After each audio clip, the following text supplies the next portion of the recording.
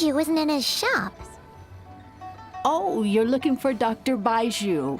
He's resting today, but he said to send any patients to the back room. Ah, okay. Thanks. We'll head on through.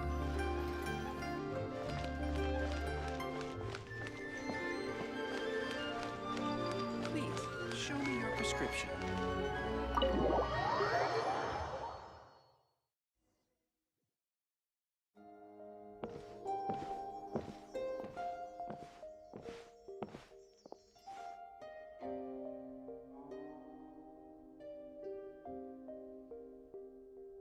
Traveler, Paimon, welcome.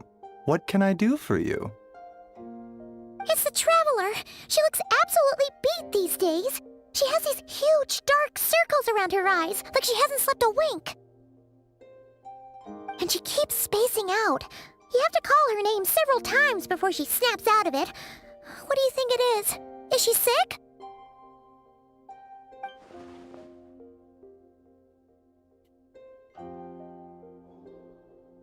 Very peculiar. In all the time we've been acquainted, this is the first time you've come to me with a health complaint. Come, let me take a look at you.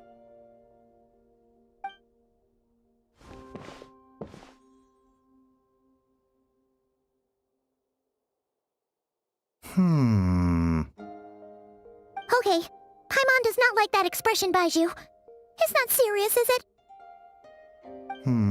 Complexion is good, eyes are clear, breathing is steady, pulse is strong. Physically, you appear to be in good condition, Traveler. In theory, your energy level should reflect that. You should be feeling right as rain. Hence my concern. A clean bill of health is usually a good thing, but in this case, it likely means your situation is more complicated.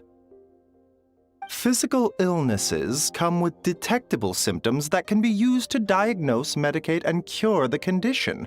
But afflictions of a non-physical nature, they fall outside a doctor's realm of expertise. Huh? What do you mean, non-physical nature? Curses, dark magic, it's hard to say. It could just as easily be a simple case of mental fatigue. Why don't you rest here for a bit? Whatever it is we're dealing with, clues to your condition are sure to reveal themselves in time. Once we know the root cause, we can administer the right treatment.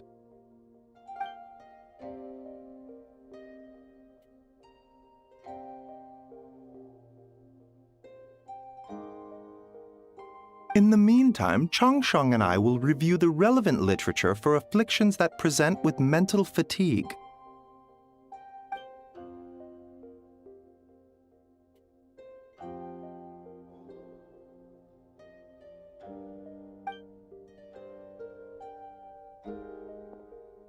Oh, must be a rare condition if not even Baiju and Changsheng have seen it before. Well, all we can do is take their advice. You look like you're about to collapse anyway. Just get some rest. Paimon will be right here by your side. Fingers crossed you'll be all better when you wake up.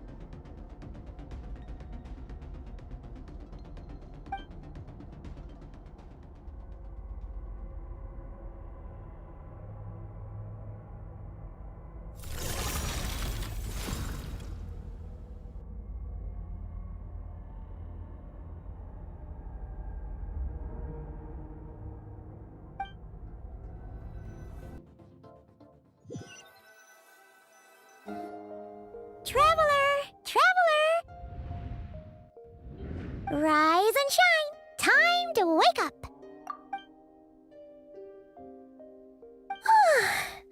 For once, you're making Paimon look like an early riser. It's already afternoon. Hopefully all that sleep did you some good. Feeling any better? A cut? What? Did you scratch yourself in your sleep? All right, let Paimon take a look.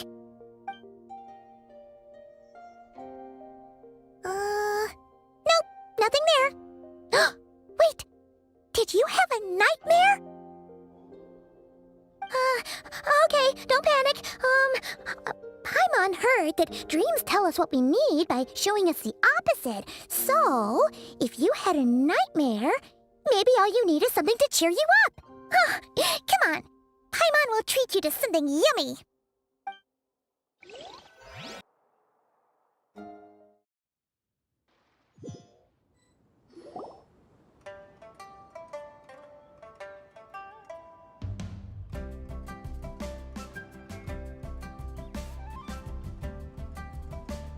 What?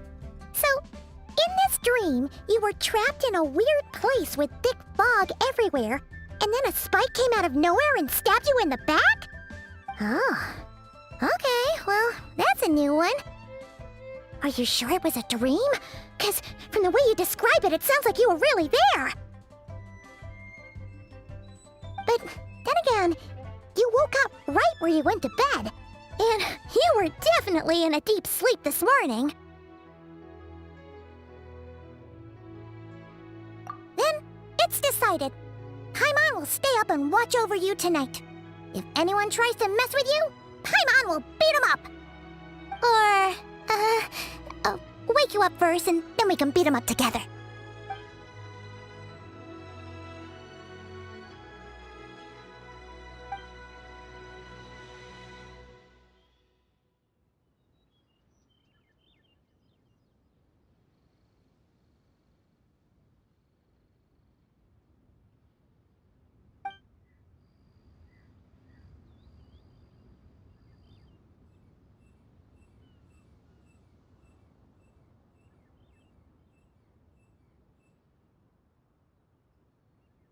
Something is missing. Did you just say something? The flesh remains whole, but the soul is incomplete. Left unresolved, the mind will wither away along with it. Ah! What the? Wait! Paimon remembers you! You're Child's master! Skirk? Right! What are you doing here? The last time we saw you was at the Primordial Sea in Fontaine, right? But then we left and never learned where you went after that. Child's been looking everywhere for you, by the way. What brings you to Wanmin Restaurant of all places? You came here looking for us? And were you the one behind that hocus pocus just now? Tell me, what is it that you saw? Tight-lipped, huh? I suppose that's fair. You, I'll take a glass of wine. Hmm? Oh, of course! Coming right up. We make this one in-house. It's not too strong. Enjoy. Chef Mao, I'll take a grilled tigerfish over here. Coming right up. Ah, if I knew we'd be this busy, I wouldn't have approved Shenhe's vacation. At the end of the day, what happens to you is of little consequence to me. I'm not here to try and win you over. Trust me or not, the choice is yours. If you want my help, now's the time to speak up. You have until I finish my drink. I was investigating an abyssal disturbance in the area and happened to notice you. Part of your soul is damaged, and the wound bears traces of abyssal corrosion. Need I say more? Neither of those things sound good.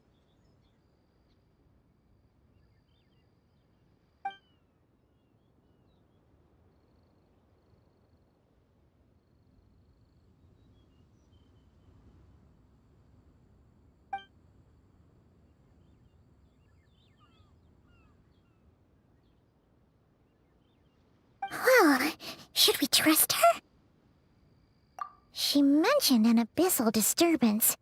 Maybe that has something to do with what's going on with you. But we could always find a different expert on the abyss to help us out. Yeah, and that thing she said about your soul being damaged is scaring, Paimon. Definitely something we should fix sooner rather than later. Skirk's an interesting one, that's for sure. But from what Child's told us, she doesn't seem evil, at least. 1, 2, 7, 10. That'll do. Well, have you made up your mind?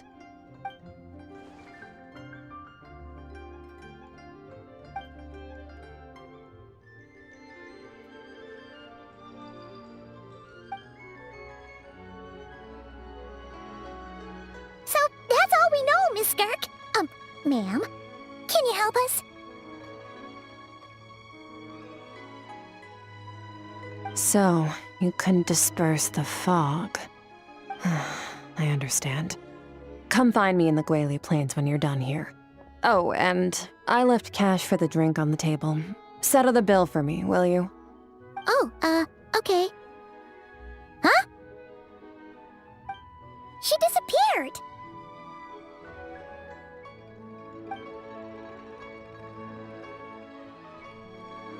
Wait, hold on. You overpaid. Here's your change. Oh, no. This includes the drink, so it should be the right amount. I didn't think you two ordered a drink. We didn't. It was that lady who came and sat with us, remember? You brought it out to her yourself. You sure? I could have sworn there were only 2 of you at that table. What? What'd you put in their dish, Chef Mao? Some kind of hallucinogenic mushroom? You got them seeing things. Seeing things? Wait, so neither of you noticed her? Young lady? About this tall? Wearing a purple dress? She ordered a glass of wine! Oh, now you mention it, that vaguely rings a bell. And it looks like I did open the wine jar, so it must have just slipped my mind. In any case, that settles your bill. Come again soon.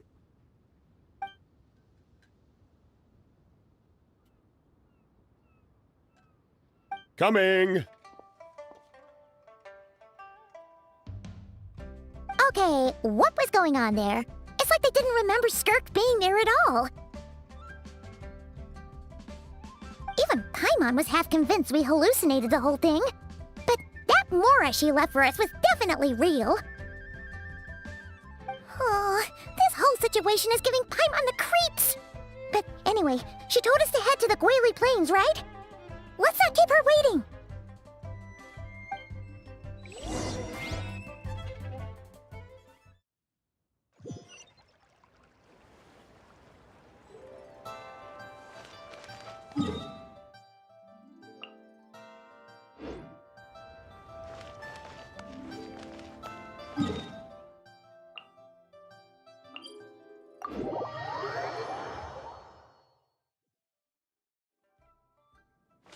Fearless.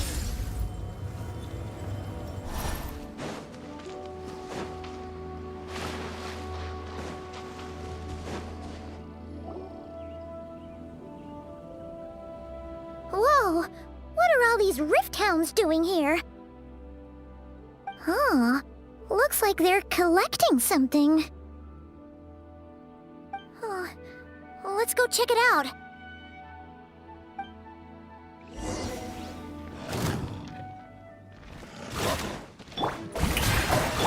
A little amuse. Transfiguration. Extinguished. Yeah.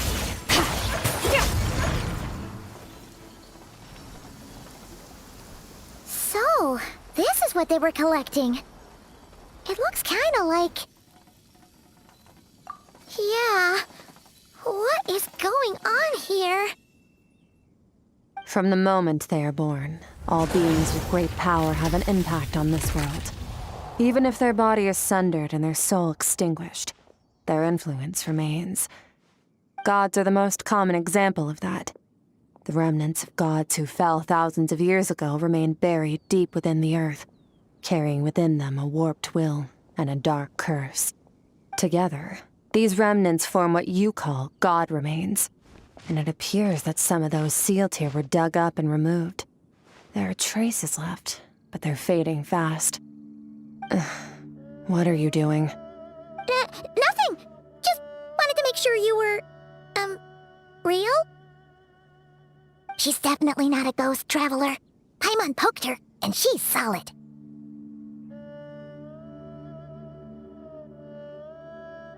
Your life hangs in the balance, and that's what you're fixated on? Strange set of priorities. It was just a trick to avoid being perceived. If someone notices me, those memories are erased. Simple as that. Unlike you, I have no desire to establish a connection with the world. The weak and the lowly have no right to remember me. They're lucky they only have a few missing memories to show for it. Now, can we please get back on track? Okay. Where were we? Right. The god remains. So, basically, there's now less of them here than there used to be, right? Isn't that a good thing? In our experience, god remains are 100% bad news. A lot of terrible things have happened because of them. Maybe it's a good thing by human standards, but power doesn't come from nothing, and it doesn't just disappear for no reason. The remains aren't just gone. They were taken. Very clever, traveler. You aren't the only one who had something taken from you. There are victims like you everywhere. The only difference being, you can speak, and the remains cannot, so it went unnoticed. Something similar happened in Sumeru. Within the span of one night, countless consecrated beasts were slaughtered, and a large amount of the god remains buried in the desert went missing. Of course, god remains are just one of the targets. The culprit is chipping away at sources of power all over this world, including the Stella Fortuna above. Wait, you mean... the stars? 42 of them have died out in the past few months alone. In Conria, people believed that powerful individuals have corresponding Stella Fortuna. Even should that individual fall, their Stella Fortuna would not disappear, but gradually evolve into a new constellation. Yet now, stars are disappearing from the skies entirely, and it's not hard to deduce what's happening to the power they contain.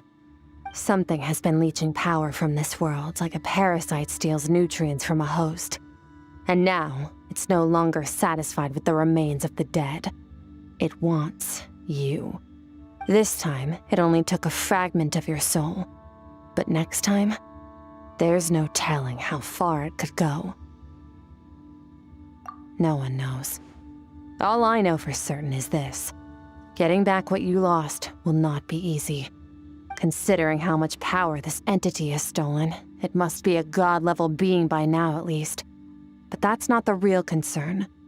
Souls are fragile things, and yours could easily be crushed if you go up against it.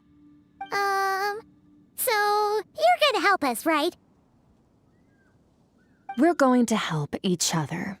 You are my ticket to uncovering this thing's true identity. Well, great! You seem super strong, and you know a lot about the Abyss, so Paimon will take it. Don't get all mushy on me. All I'm doing is helping you get back to normal after a sudden crisis. And I should warn you, getting mixed up with me can have unforeseen consequences. We're on very different journeys. You don't want to be in my debt, trust me. You help me uncover the truth behind this entity, and I'll help you recover what you lost. This is a transaction, that's all. You would do well to remember that. Now, come along. Yeesh! You'd think she'd be a little friendlier since she's agreed to help us. But nope, she's just like when we met her in the primordial sea. So cold. Well, whatever. If that's how it's gonna be, then she doesn't deserve our friendship. What she does deserve is a super embarrassing nickname. Ah, Paimon's got it. Frosty the Lavender Melon. Serves that ice queen right. Anyway, the important thing is that we get that piece of your soul back. So, let's follow her and see what sort of plan she's got.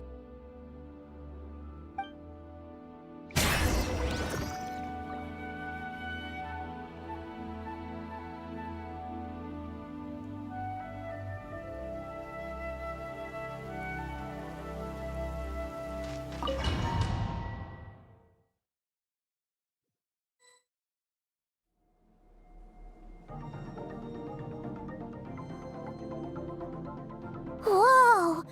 This place is way bigger than Paimon expected. Where are we? This is where I live. I suppose it's the closest thing I have to a home here. It is. I brought you here because time flows differently in this place.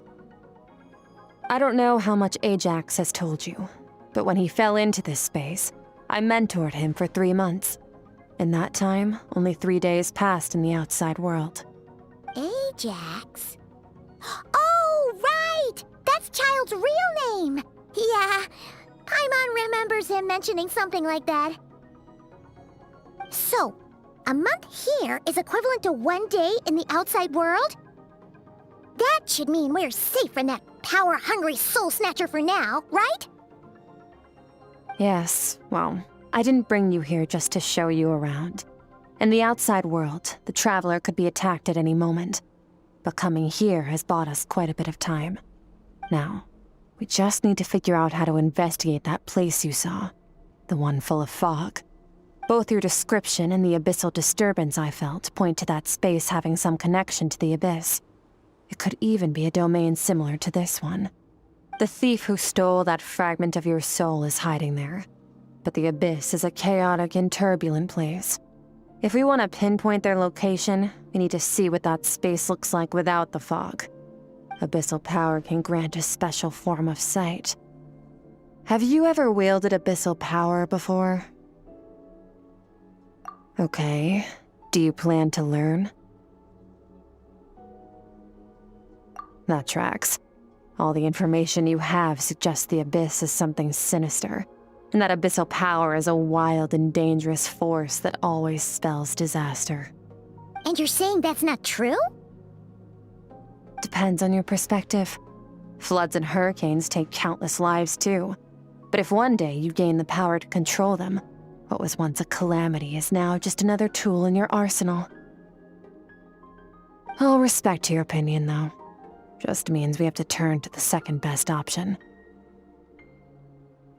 A little abyss crystal that contains my power. Wear it on your head, and we'll be able to perform dream mirroring when we fall asleep. Dream mirroring? It means experiencing whatever the other person is dreaming. Everything they see, think, and feel. Since you haven't studied the art of using abyssal power, and have no plans to jump in the deep end right now, I'll have to do the investigating for you. With dream mirroring, every time you slip into a deep sleep, I'll see with my own eyes whatever scene plays out in your mind. Then, I can guide you through the dream environment, and we'll take back what was stolen from you.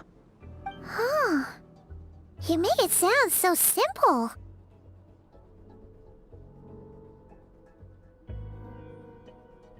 Tough to say. This is an unprecedented situation for both of us. Even assuming we do manage to find where this entity is hiding, like I said, getting your soul fragment back won't be easy. To play it safe, I need to give you some special training first. Wait, you're gonna teach her some of your martial arts? Does that mean the next time we see Child, we have to treat him like our senior? Do as you want. For my part, I don't see you as my disciples.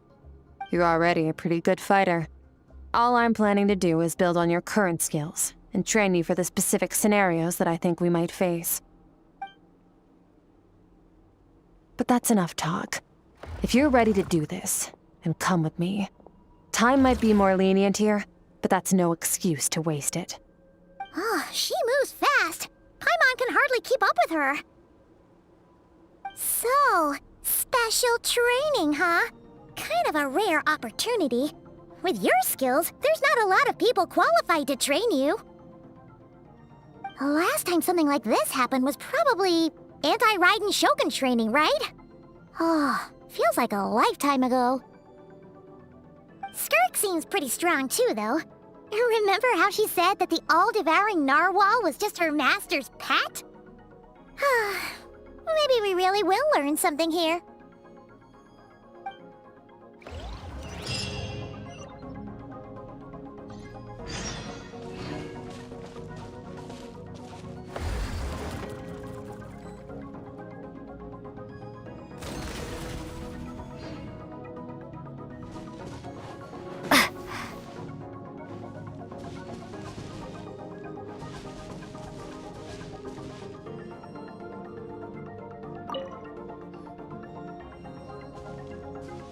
Ready?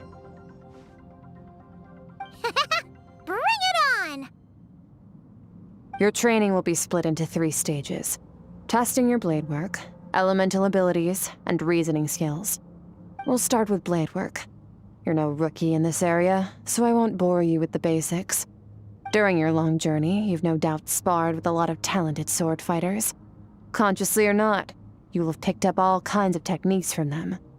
You bet! There's Kaya, Master Jean, Kuching.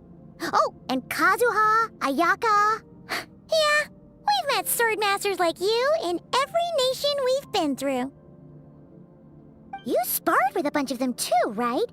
Nice to know it's all gonna come in handy now. Don't get too smug. In sword fighting, techniques alone are not enough. You need a cohesive system to bring it all together. A style or school of fighting. To use the human body as an analogy, your style is your skeleton, the foundation, the framework. Techniques are the muscles and other flesh attached to the bones. This is where your strength comes from. Improving your sword fighting is like growing that body. If your frame got bigger and taller, but you didn't add any muscle mass, you'd be weak and flimsy. Then again, if you packed on pounds of flesh without a big enough frame to support it, you'd end up bloated and unwieldy. You need to do some introspection. Take a good, hard look at your past experiences and figure out which parts of what you've learned are just techniques, and which parts can be used to form your own system of blade work. Only then will you get the full utility out of all your thoughts and observations along the way. Only then will every strike you deliver make perfect sense. Wait, is that it? Paimon thought you were gonna teach her some cool new moves. Like when you went swoosh and opened a tunnel to another place. One day, you'll reach a new level of power where you realize that even that's as basic a trick as any other. But right now, our sword styles are so wildly different that teaching you mere techniques is pointless. There are no shortcuts in the pursuit of power. Failure is your best teacher, and rigor is your coursework. That's all I have to say. Time to make a start. Train until you're satisfied with yourself. Now focus. Destroy the crystal columns as swiftly as you can.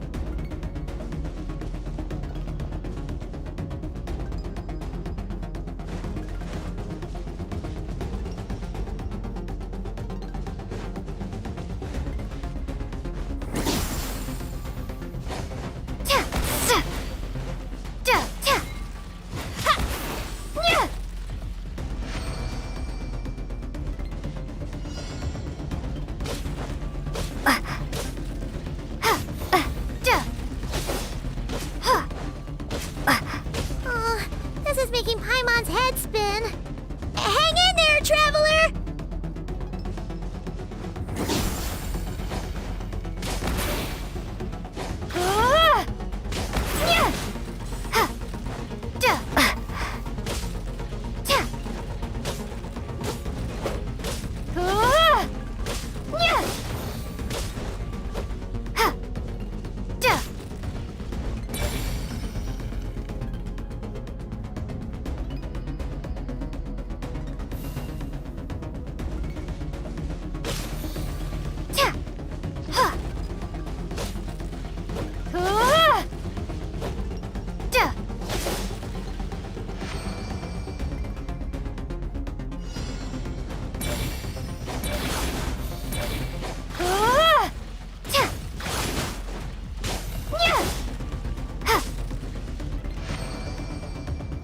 Stay calm. Use your head. You have to keep it together.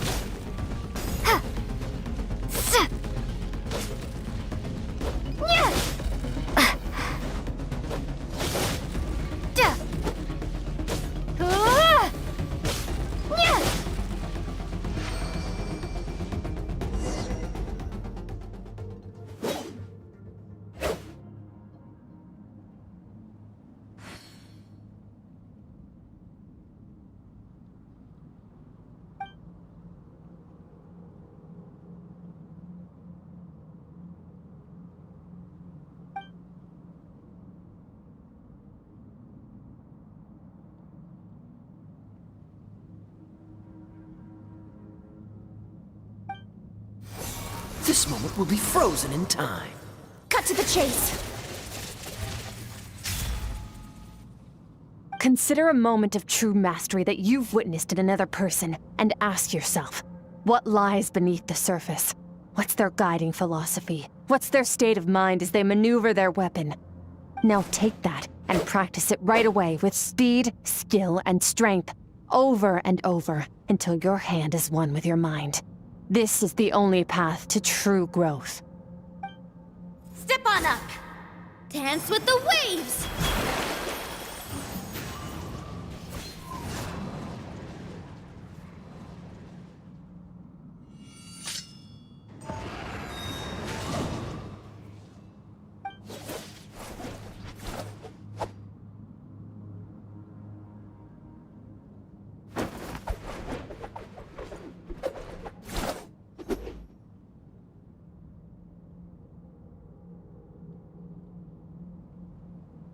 If you start to tire, empty your mind, but do not stop. Stay in that frame of mind as you keep up the fight. Get rid of all redundant movements. Imagine your sword is an extension of your own body. Wield it just as you wield your arms, hands, and fingers. 'Twas on a deserted, moonlit night that the hero approached the vile dragon's limpid lair. Ring cutter! Feathers fleeting wet, the white heron treads water, a sight without flaw. Master of Inazuma Kamisato art Tachijutsu.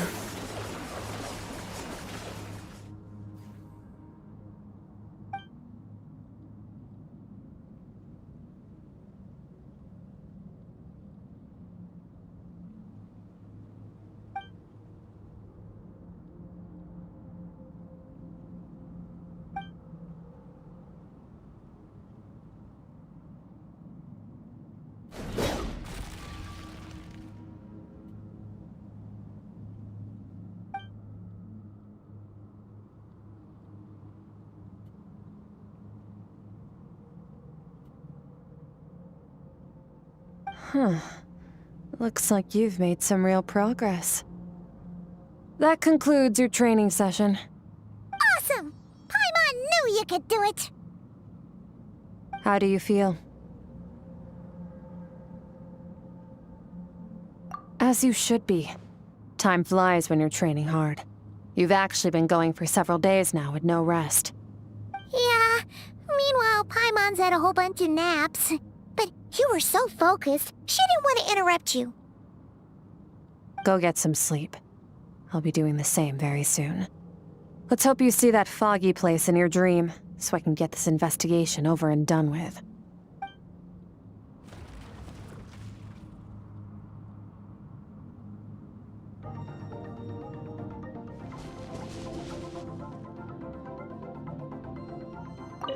Sometimes, you have to practice a single movement 1 million, maybe 10 million times, before the breakthrough moment comes. Nothing in the outside world can help you in this process. The most important thing is to remain patient.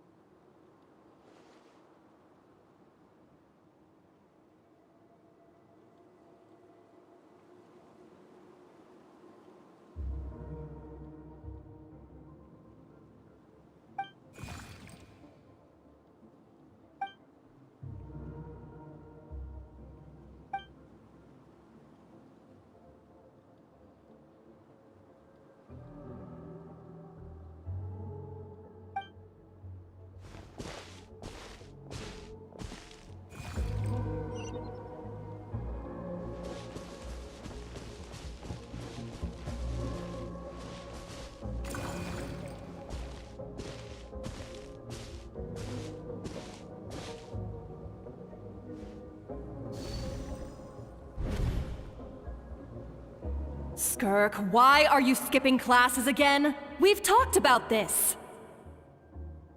'Cause he's a crabby old man, and he's a boring old man. I don't like going to his classes. Excuse me. You shouldn't talk about your teacher like that. It's very disrespectful. All right, let's not get into a big fight about this. Skirk's learned what she needs. There's no point forcing her to sit through more classes if she doesn't want to be there. But I'd still love to hear about what you got up to yesterday. Why don't you tell your dad all about it? I went diving, and I saw this huge fish. I never knew they could get that big. It looked kind of dumb, though, with that stupid big fat head. I tried to shake its fin, but it just spat water at me. Oh, and today, I'm gonna go to that prairie up north. There's supposed to be this giant bird there that can spit fire. I bet if I climbed on its back, it could fly me all the way to the stars. Then I suppose your old dad should get one as a pet too. Otherwise, how are you gonna hear me call you for dinner up there in the stars? When it's time to eat, I'll come back on my own, Zilly. Anyway, gotta go. Bye, Mom. Bye, Dad. Wait! Put on a coat at least. You'll catch a cold. I'm talking to you, young lady. You spoil that child, you know. Ever since that merchant ship arrived, she practically lives outside. Always going on about exploring the beyond one day, whatever that means. Let the kid do what makes her happy. Besides, we both know you're all bark and no bite. Come on, our little adventurer is gonna be hungry when she gets back. Let's get started on dinner.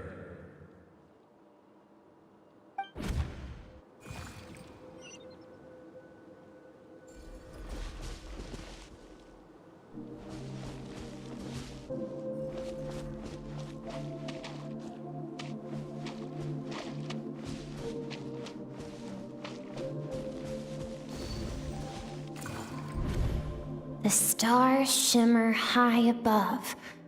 But what lies beyond the stars? Mountains as far as the eye can see? An endless snowy plain? Or maybe buildings taller than the sky, like the people from the merchant ship said? I can't be the only one asking these questions. The universe is fascinating. If only I could meet some other people like me. We could set sail together and explore every corner of the world. I'm sick of being a kid. There's so many amazing things out there, and I'm ready to see them all. But for now, I'm starving. Better get back.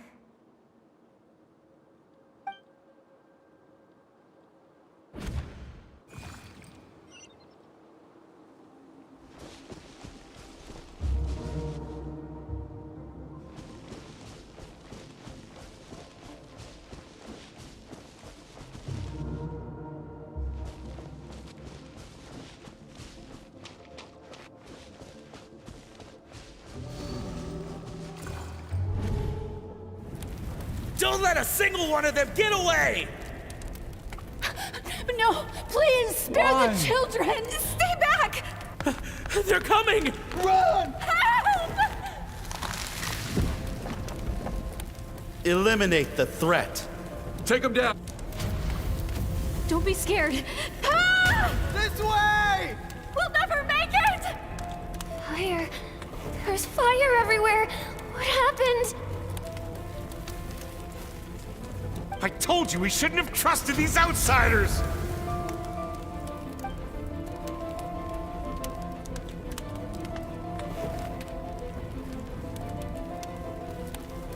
Why are you doing this? What did we do to deserve this? We welcomed you with our finest food and drink, showed you the best our home has to offer, gifted you cloth dyed by our own hands. And this is how you treat us? Run! Save yourselves! Captain, Zone 3 is clear and we have Zone 2 surrounded.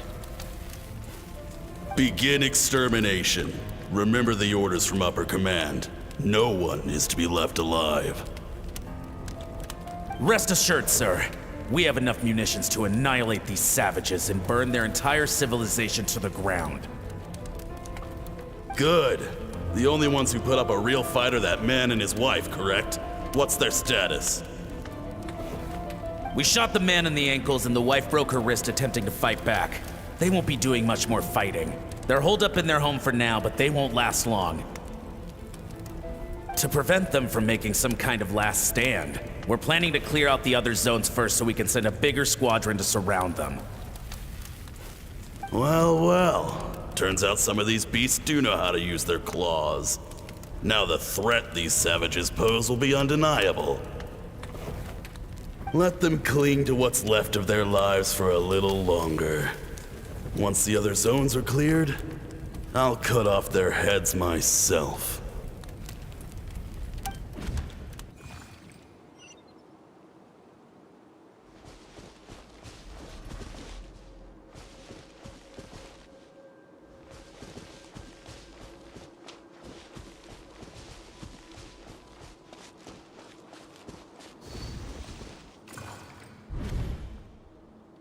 Dad?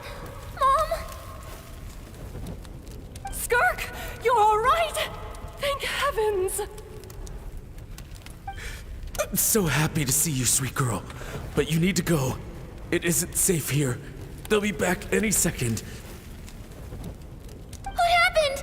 You're bleeding a lot. Dad? Mom?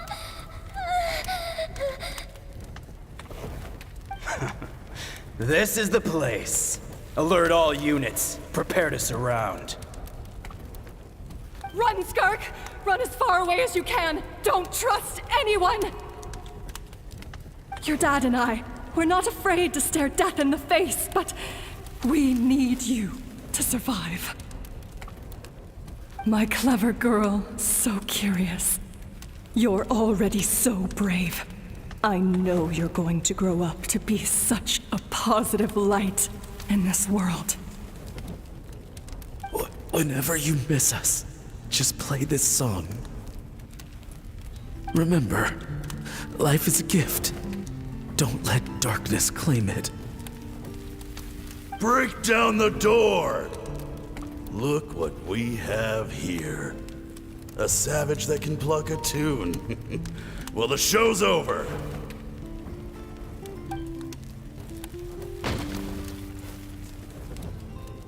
You! Stop singing! Shut it!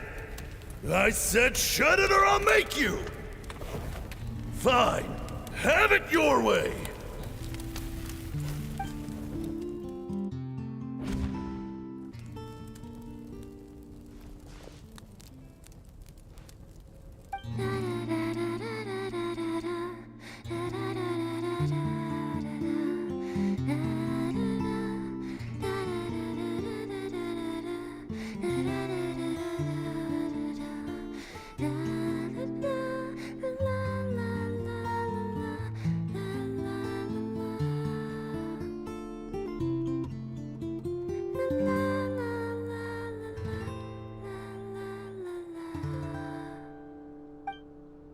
Oh, you're awake?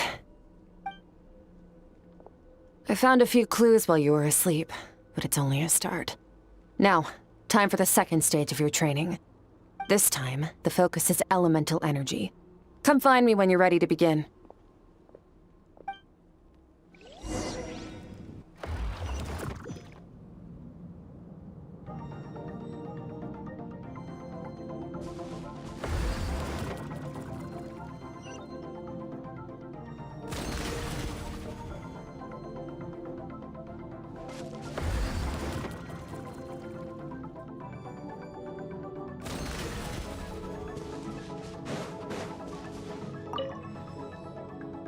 Man, staying in the abyss feels so surreal, don't you think? No day and no night? It's like time hardly exists.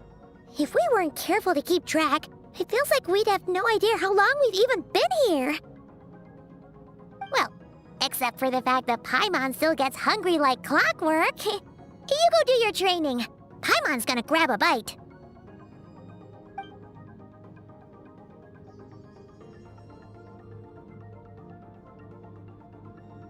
The way I see it, the pursuit of power is divided into 3 stages.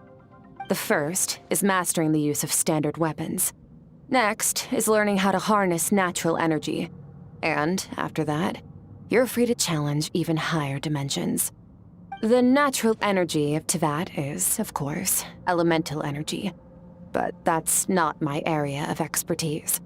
I draw from a different source of power. Abyssal power, yes.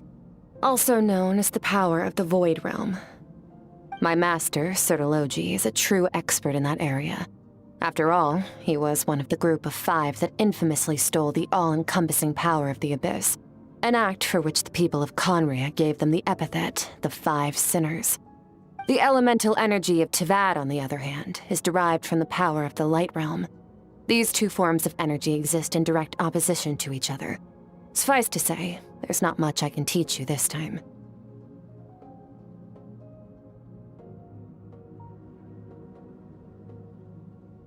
A keen observation, traveler. Call it respecting local norms.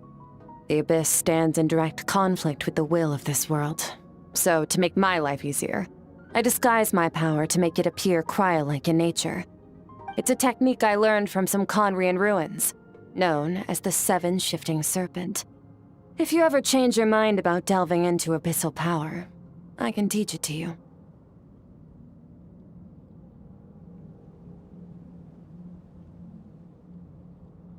So I've heard. You seem to have a knack for removing abyssal power. But is purification really what's going on there? Like I said, power does not simply disappear. Just thinking out loud. Let's focus on your elemental training. That's what's gonna help us if the situation gets tricky. True growth comes from adversity, but only if you make the choice to pick yourself up again every time you fall. So, it's time to push yourself to the limit, and then keep pushing. This is the only way to advance at pace. Use the power of Animo to clear the field as fast as you can! Windblade! Ha! Windblade! Ha!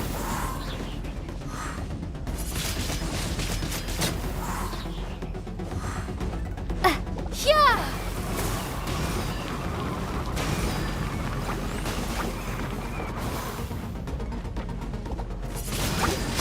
Windblade!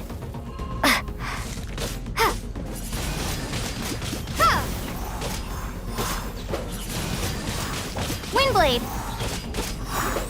Ha! Observe your surroundings. Look for things you can use to tilt the scales of success in your favor.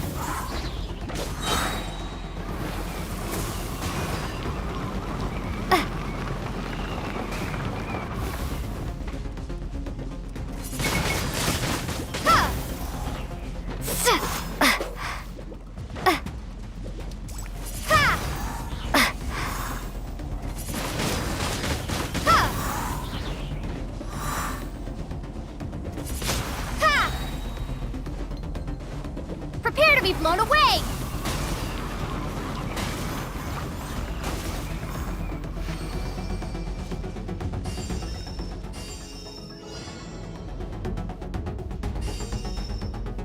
Use the power of Hydro to destroy the spikes.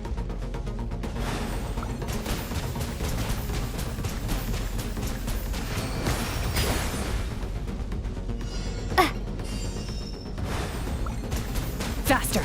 Don't give them a chance to strike you. You need to be quicker than you were in your dream.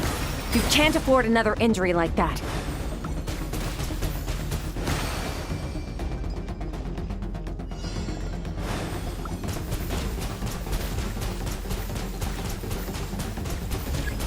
Go!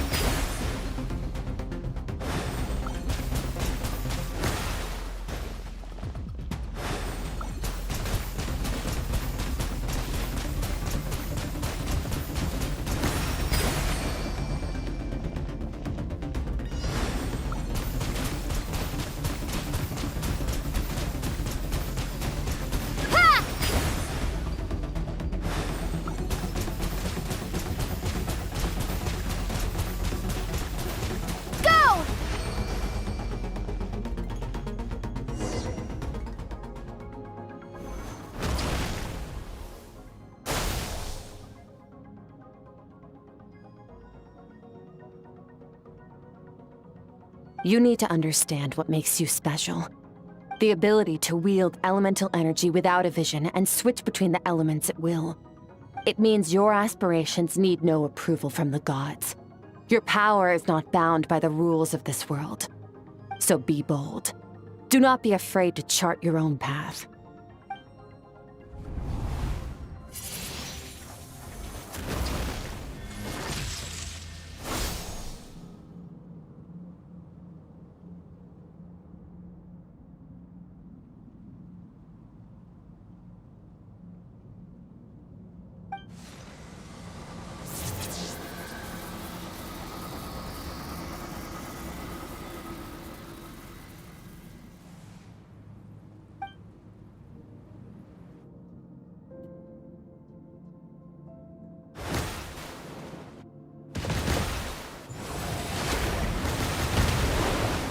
Very good. It seems you've reached a deeper level of connection with the elements. Long enough for you to lose yourself in your training, which is a good sign. Relentless practice with the elements has drained all your strength, but it's also what allowed you to make progress. Get some rest. When you wake up, we'll proceed to the final stage of your training.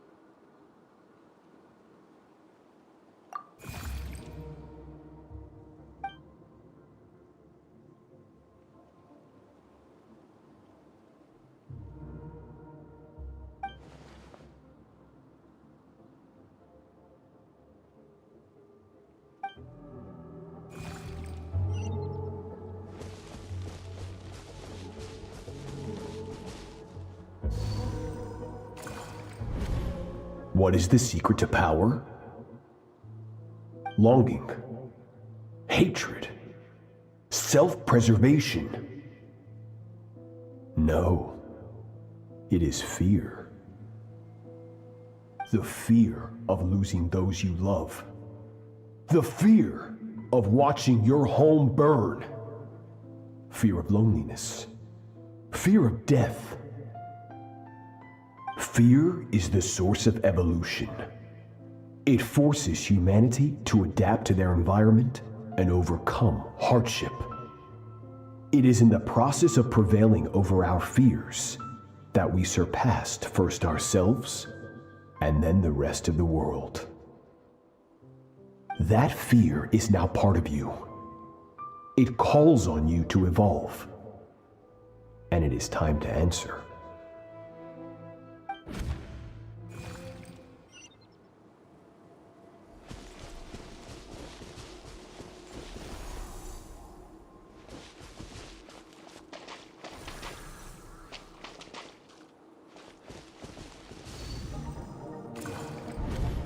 Any minute spent missing home is a minute wasted. Practice your sword work instead. Do not make me tell you twice. But, Master, I can barely lift the sword anymore. If I keep going, I feel like my wrist is going to break. So it has not broken yet. Then pick up your sword and keep practicing until it breaks. I want to hear the cracking and splintering of bone. After all, bones can always be reset.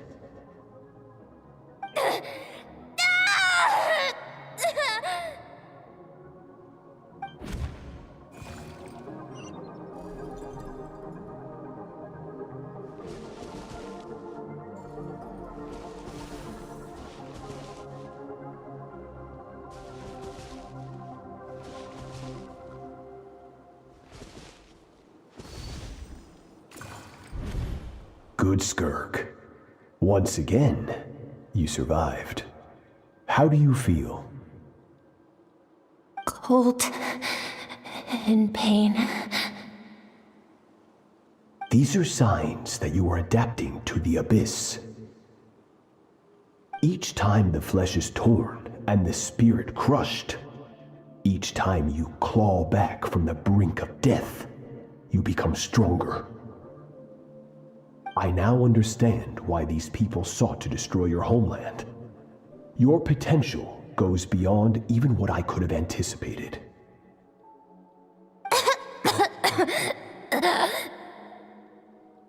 But you still have much to learn in your pursuit of strength. Your mind is rife with distractions. From now on, I shall show no mercy in your training.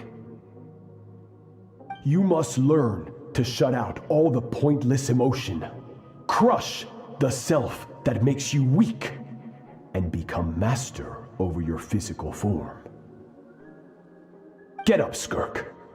Wipe the blood off your face. Cut away the rotten parts of your flesh, and mend what is broken. Then take up your sword.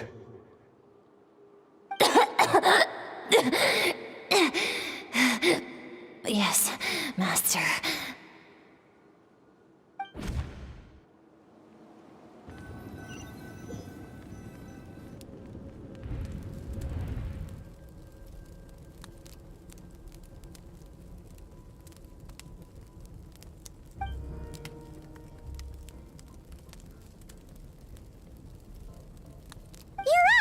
Hopefully you got some good rest.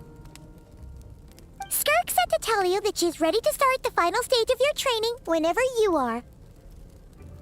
So, want to head over now? Or did you want to wait a little?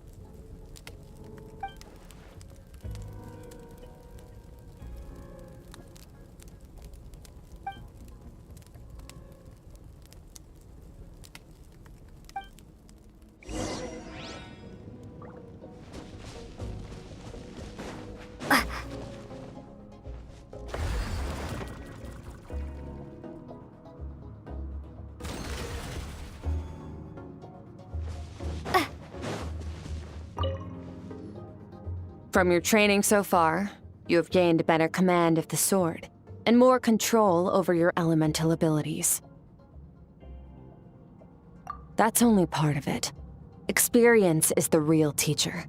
Your journey, the friends you have made, the dangers you have faced. These have taught you more than I ever could. Now, it's time to focus on how you react under pressure. You must be able to think rationally, even in unpredictable combat situations. To simulate this, I'm going to attack and you're going to block. Ready?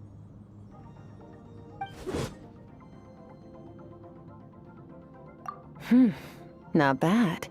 That defensive stance looks near unbreakable. Just like your brother. Oh, that reminds me. You still don't know what happened to him, do you?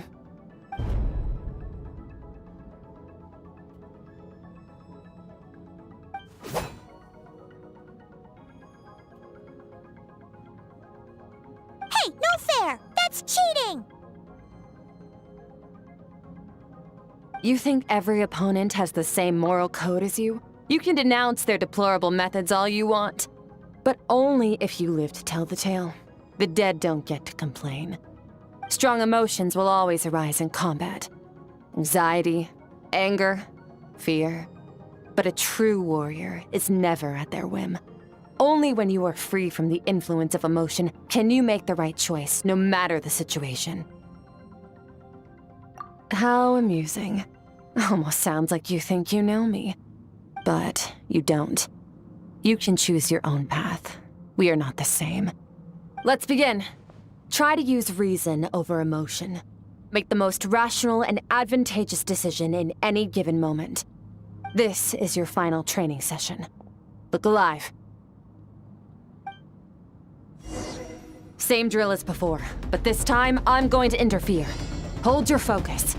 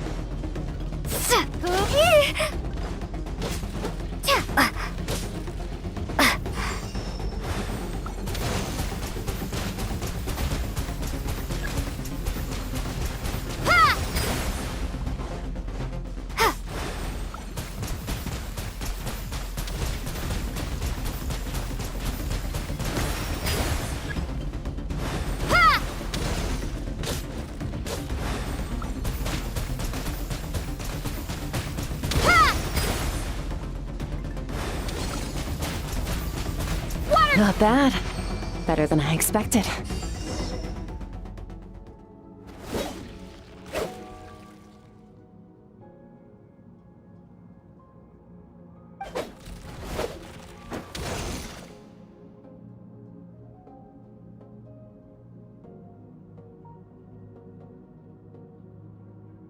You're getting the hang of it.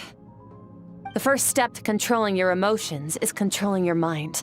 You want a unified train of thought. It all comes down to focus.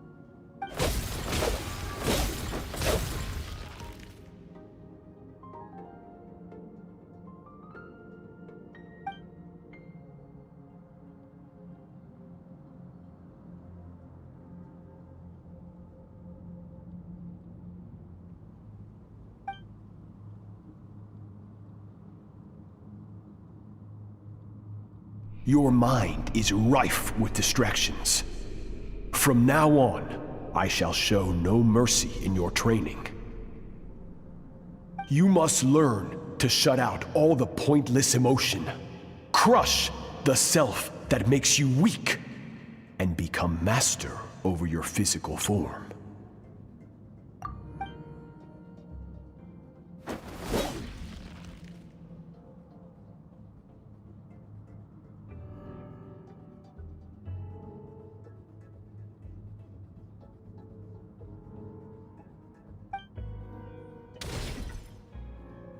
Stop. Let's pause here. One look, and I can tell your mind has wandered. That's to be expected. There's a limit to how long a human being can concentrate on one thing. Staying calm and focused sounds simple in theory, but in practice, it's more demanding than sword work or elemental abilities.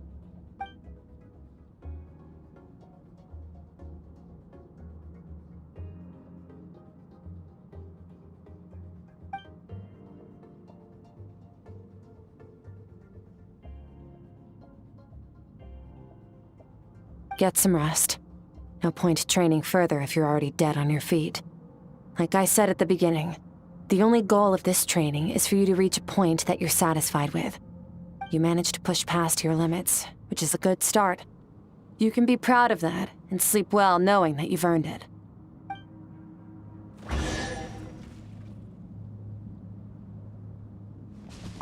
Warriors will train day and night to perfect their skills, but when the battle comes, their fate may be decided in a matter of minutes. One mistake, one moment of hesitation, and just like that, all their blood, sweat, and tears were for nothing. You need to push yourself to perfection, or you might not even live to regret it.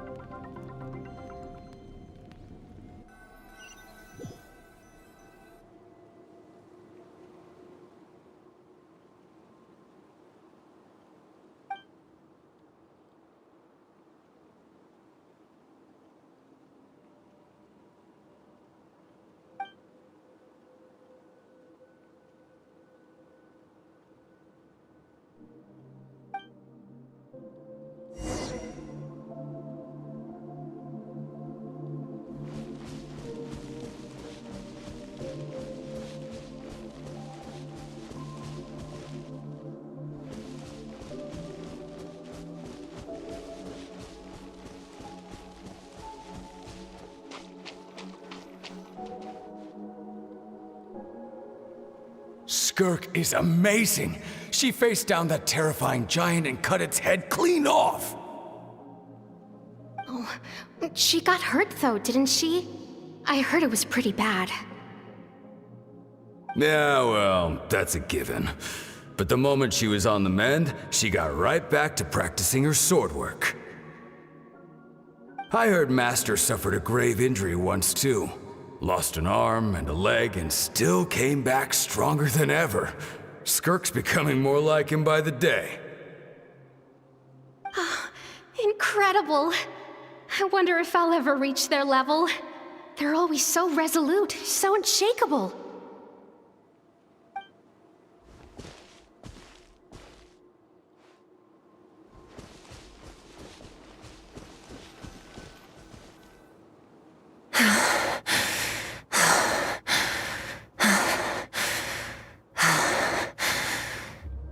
Pathetic. You're not even trying.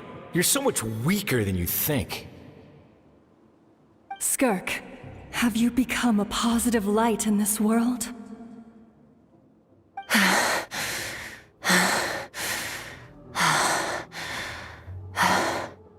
Do you even remember how many of us perished in that fire? How many bodies were left to rot on the scorched earth? Yet you alone live on. Keep your gaze fixed on your blade. You don't deserve to rest. I have so many questions. I just want to jump in a spaceship, explore the whole universe, and get answers from the stars. I just need to wait till I'm grown up. Then I can do anything. Now, you must bid farewell to who you were in the past and become someone stronger. Run, Skirk, run! Only death awaits us here. Keep running, and don't ever look back.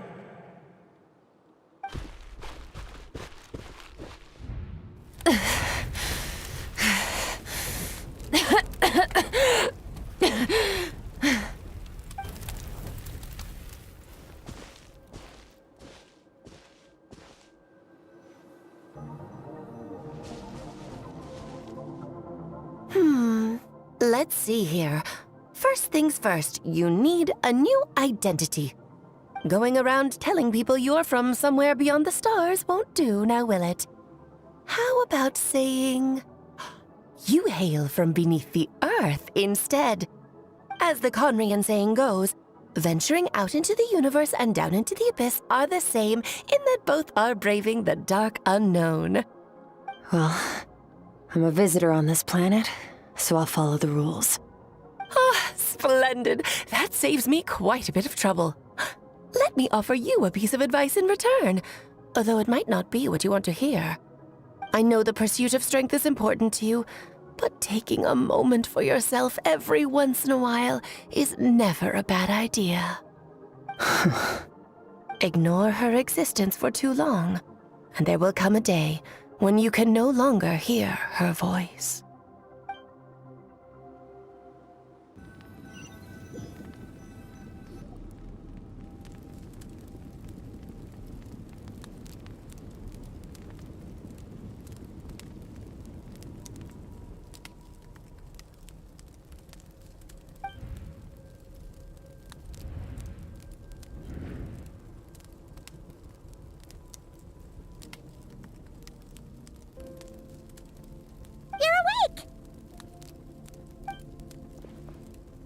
You must be starving, right? Ta-da!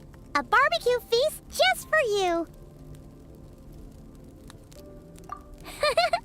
Of course you are! That's why Skirk and Paimon got this all ready for you. Dig in, before it gets cold. Ah, well, if you're around someone long enough, it's bound to happen. Plus, Skirk can cook. So, Paimon decided she can forgive the whole Ice Queen thing. Paimon's not one to hold a grudge. Here's an idea. Let's save the chit-chat until after the meal.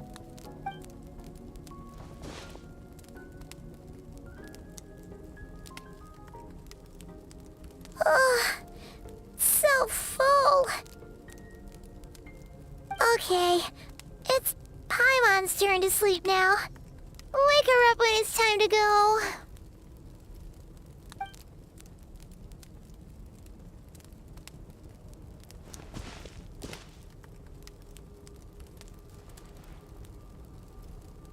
I have good news.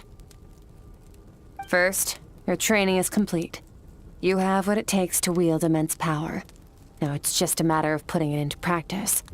Continue to learn from your journey and hone your skills against formidable opponents.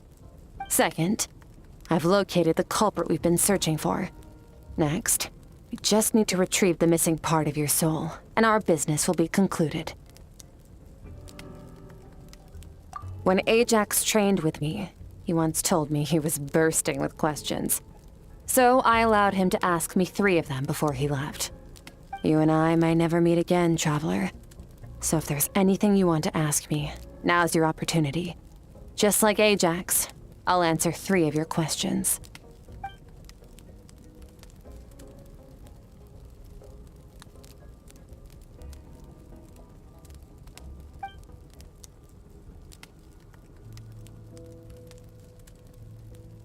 Okay, not the angle I was expecting. What makes you ask that?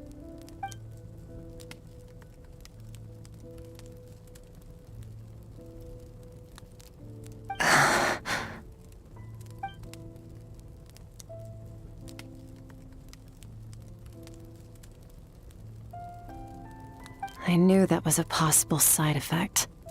Closed off my mind to you for that exact reason.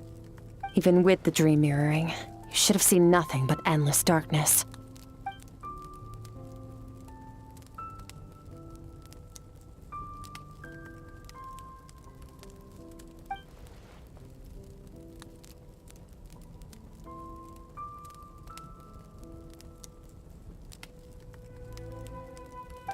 Whatever. Must have been a flaw in my execution. I shouldn't be too surprised. Due to some recent circumstances, my self-control has been lacking as of late. Since you've seen what you've seen, there's no reason to hide the truth. All I ask is that you keep it a secret. No, I'm not from Tevat. I'm from a different planet. And there was a time when I journeyed through the stars. A lot like you in some ways.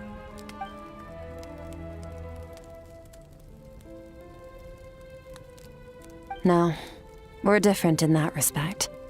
You're influencing the fate of this world. But me, I'm just passing through.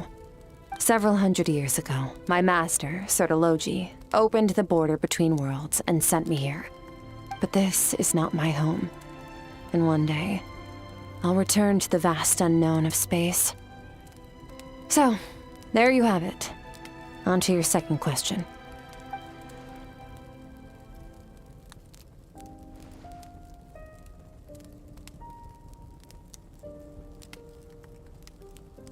Become stronger.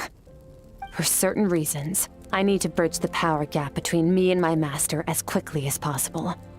But first, I need to understand the source of his strength. To do that, I need to follow in his footsteps, walk the path he once walked, and somewhere along the way, I'll find out how to defeat him. That is my sole focus and purpose. Okay. You have one question remaining.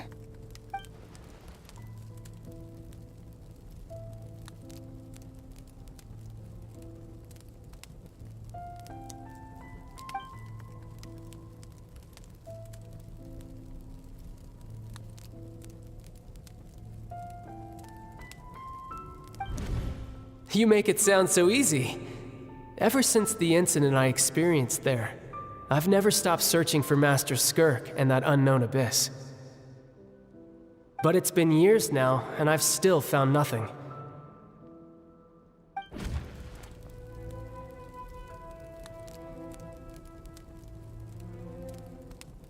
Well, your last question?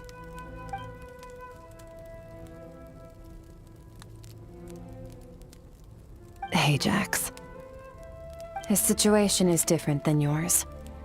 Before you ever crossed paths with me, you'd already encountered many formidable people, studied their techniques, and developed your own skill set. So, during your training, all I had to do was build upon that foundation. But Ajax was so young when he came to me. A complete blank canvas. Children can't help but imitate their role models. In the long run, that would only hinder his growth. Once Ajax has enough strength in his own right, I will allow us to meet again. Until then, let that motivate him to reach his full potential.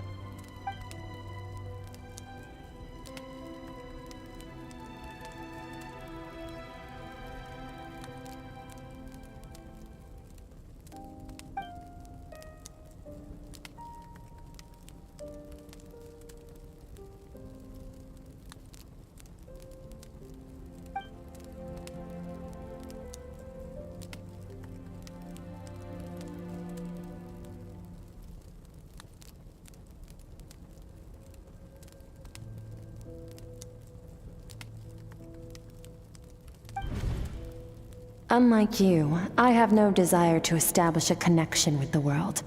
The weak and the lowly have no right to remember me. They're lucky they only have a few missing memories to show for it.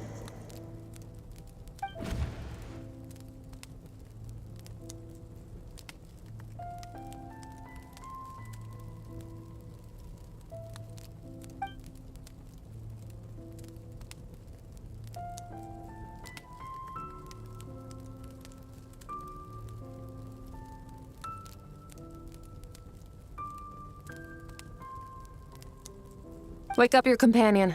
It's time to go. Oh, and everything I just told you. Best keep it a secret from her as well.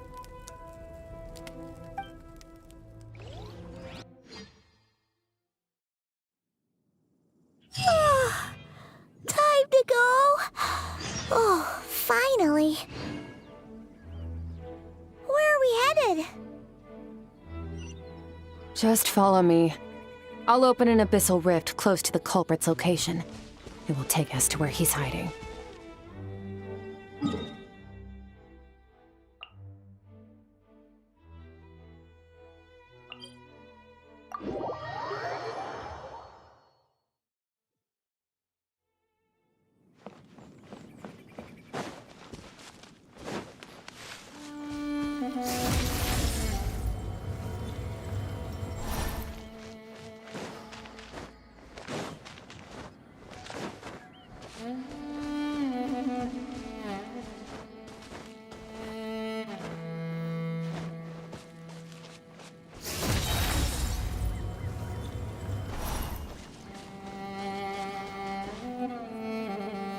Wait, this is near the chasm, right?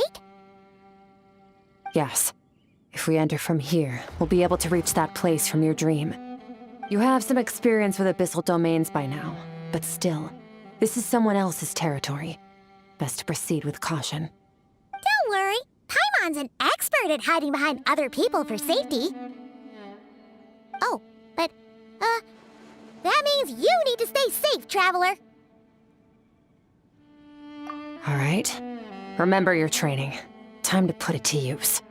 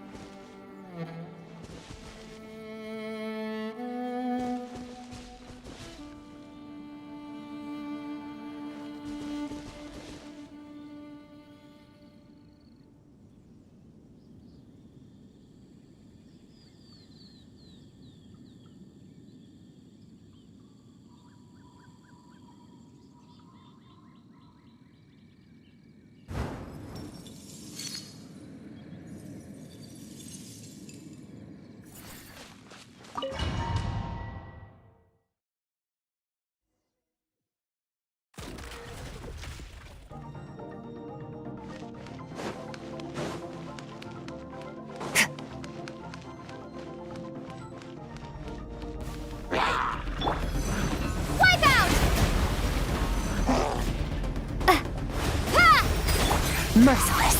Ha! Another star goes out! Ha! Ha!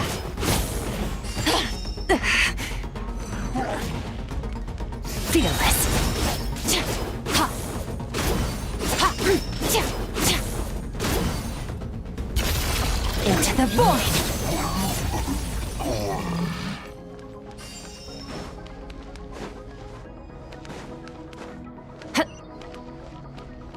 Fearless. Whoa!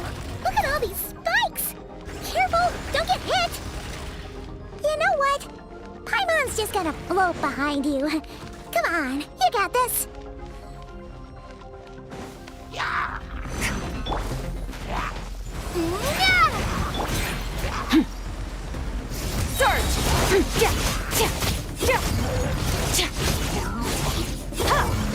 Hey, what are you two doing here?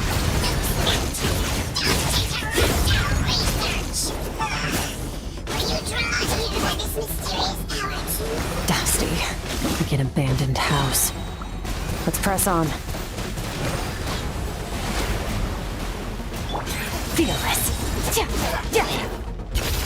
Paradigm shift.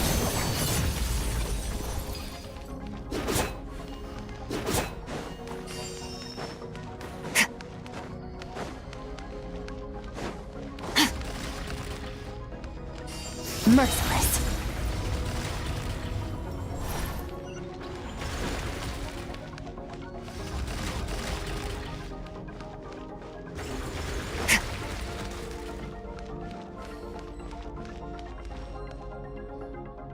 Oh, looks like this is a dead end.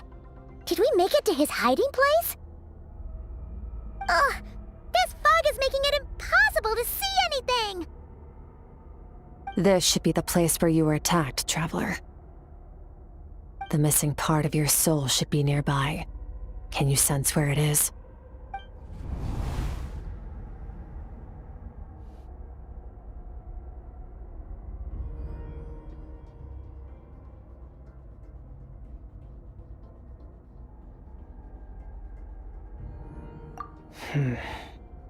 Our opponent must have covered his tracks just in case.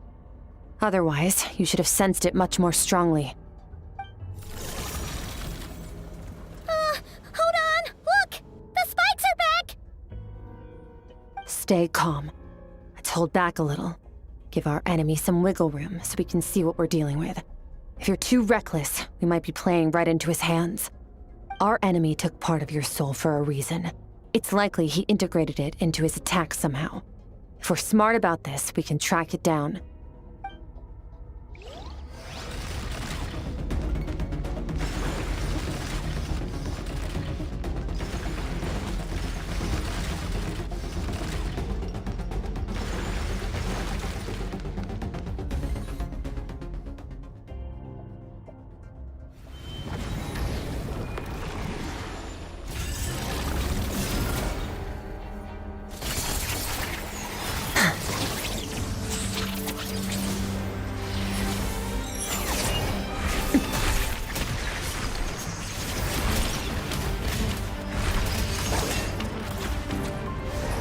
From the start, the attacks have been focused on me. Trying to break through my defenses? I see.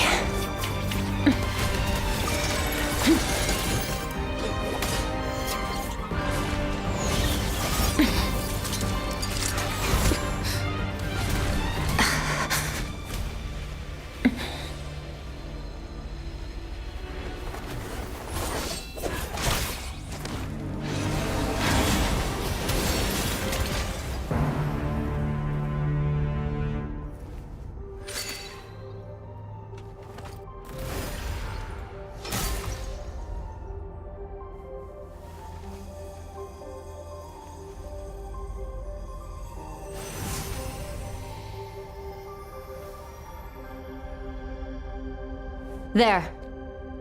I got it back. Traveler! Skirk! What happened?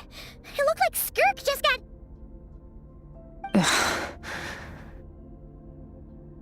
In the Gueli Plains, you asked me why this enemy chose you as his target. Now, the answer is clear. It's not just the fact that your strength is impressive. It's also because of your ability to, as you put it, purify abyssal power. Whatever that actually means. The fact is, that ability allowed him to do something that should have been completely impossible. Namely, break through my defenses and steal my power.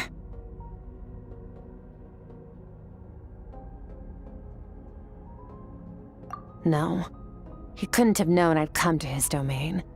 He only stole your soul fragment because he knew the value of its power. I doubt he expected it to come in handy so soon. Call it fate if you want. I believe that's the term they use in this world for arbitrary coincidences like this. In any case, it works to our advantage. Once I realized what he was using that power for, it gave me the chance to get back what you lost. I'll cope. Well, done gorging? Good. Time to answer some questions. How did you get the power of the all-devouring narwhal? The all-devouring narwhal? Oh, of course! Paimon knew that spike thing looked familiar. It looks just like that narwhal's horn! I highly doubt you acquired that power through your own strength. Tell me I'm wrong. You're desperate enough to scour the land for god remains and whatever vestiges of power you can find. That alone proves you wouldn't be able to defeat a creature like that. Which leaves one possibility. You know my master, the Foul, Sertologi. The Foul? Who dares call him foul? Sertologi.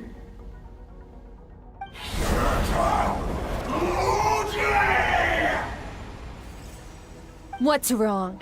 Bit off more power than you can chew? You're struggling to hold a basic conversation. Just a little longer.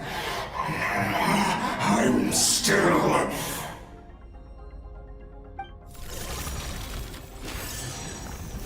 Look! It's back! Those obsessed with power will let it devour them before abandoning their pursuit.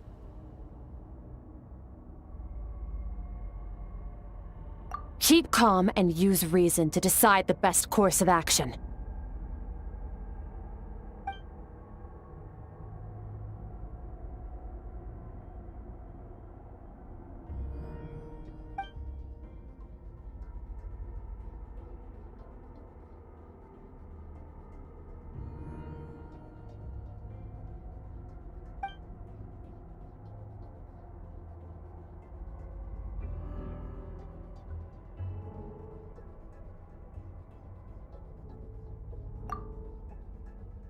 Wise decision. Final victory doesn't always come after a single battle. You've got your soul fragment back, so we both got what we came for. Let the enemy draw breath while he can. It won't be for long. Get us out of here, traveler. You'll need to lead the way this time.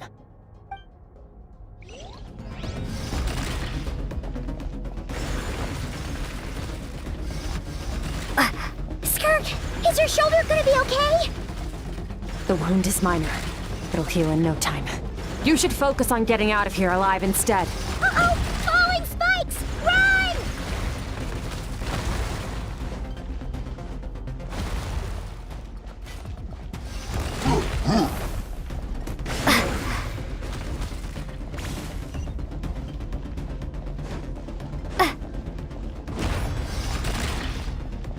Watch out! Looks like this place is about to collapse!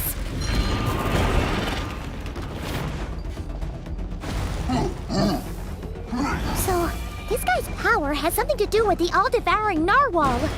Did you know that all along, Skirk? I had my suspicions. That's why I decided to investigate in the first place. But suspicions only get you so far. I needed to verify it for myself.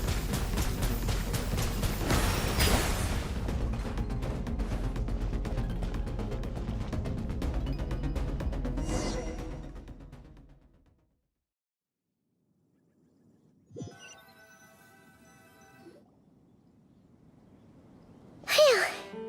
Oh, we should be safe here, right? I no longer sense his presence. Can't have followed us out of that abyssal domain. Weaklings like him will find that my power is not so easily controlled. He won't be leaving that place until he's managed to digest it.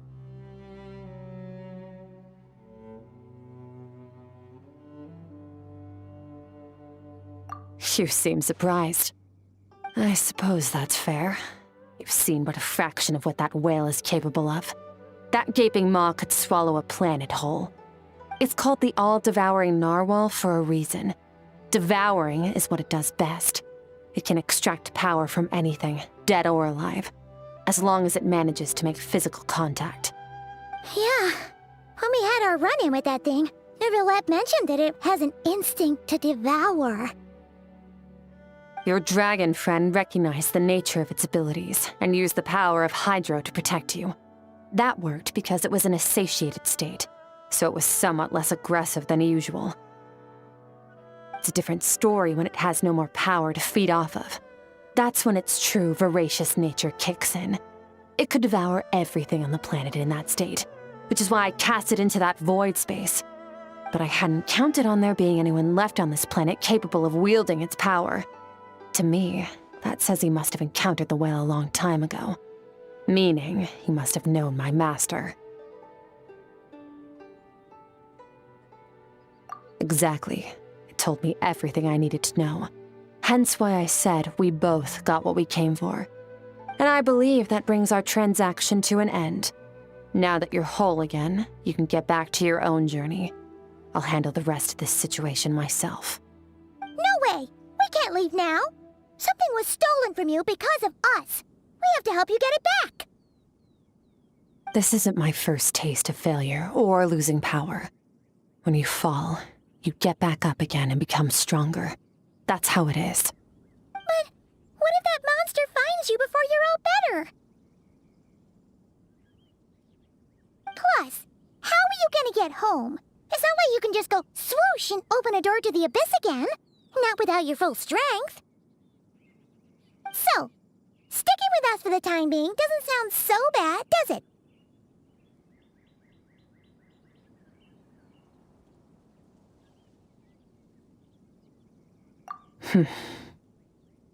Fair enough. Then take this. What is it? A bag of Mora. Nothing in this world is free. I know that much. I'll leave the planning to you. Hurry up and decide where to go. We shouldn't linger. We should take Skirk somewhere she can rest. But where? Paimon gets the feeling Skirk wouldn't like being around a lot of people. Oh wait! Baiju said we could rest in the back room of the pharmacy, didn't he? Let's head there!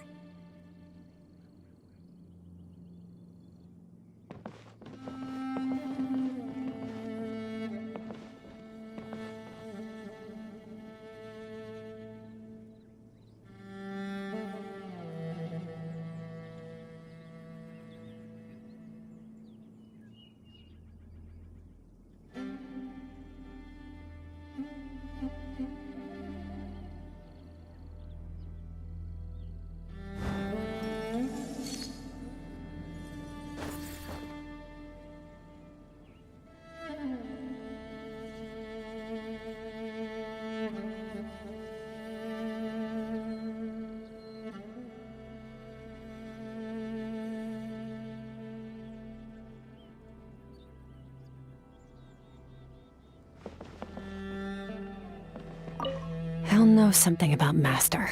I'm sure of it. Next time, I need to be ready.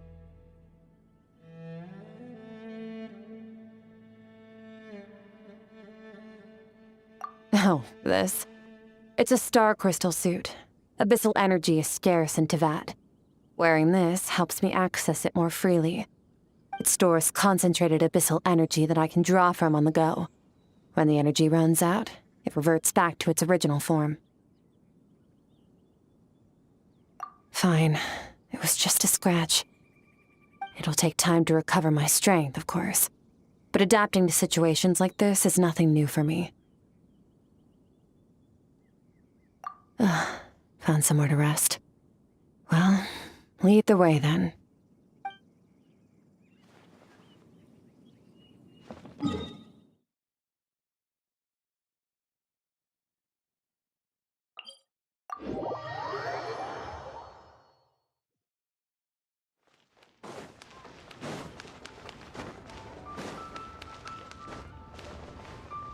Merciless.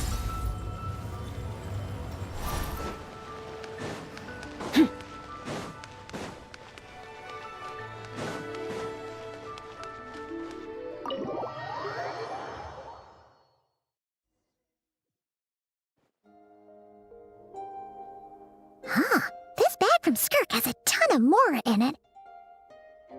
Does she have a job or something? Wait, no. After what we saw at Wamin Restaurant, that seems impossible. Can you imagine? It would go something like... I'll be collecting my paycheck now, boss. Oh, sure thing. Wait, who are you? Have we met? Can't hold a job if you make everyone forget about you. So, what did you do to get all this Mora? Claimed some buried treasure, took care of a few monsters that were causing trouble. Nothing untoward. It's safe to use. Ah! You heard all that? A sonorous voice like yours is hard to miss. I wouldn't be surprised if the sound of it traveled to the nearest mountaintop. Then, did you by chance happen to hear Paimon's little, joke earlier? You mean when you called me Frosty the Lavender Melon?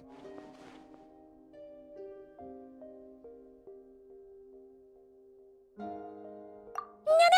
sorry. Paimon totally misspoke just now. She didn't say that at all. It was, a Paimon lookalike. Yeah, she's a piece of work, that one. Always impersonating Paimon and giving people weird nicknames. Okay, fine. The truth is, Paimon didn't like you all that much at the start, but things are different now. You helped the Traveler in a big way, so what do you say? Friends? I noticed there was only one bed. Go ahead and get some rest. Wait, what about you? I don't get tired, and I don't need rest. I'm going to practice my sword work. That should help me regain some strength. But your shoulder... Hey, don't just leave! Ah, whatever. Let her tire herself out. She'll come back eventually. Let's get some sleep, Traveler. That comfy bed is calling, Paimon.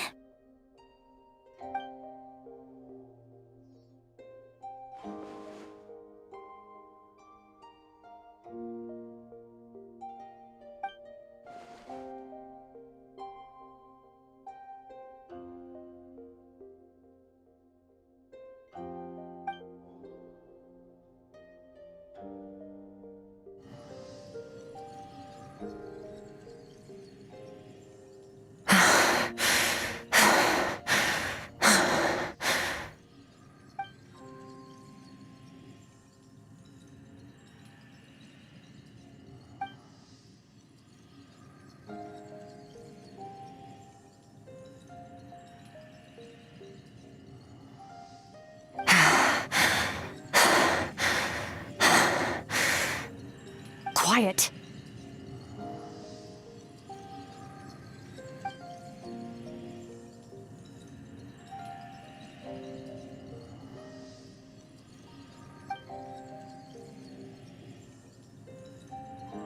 Do you even remember how many of us perished in that fire?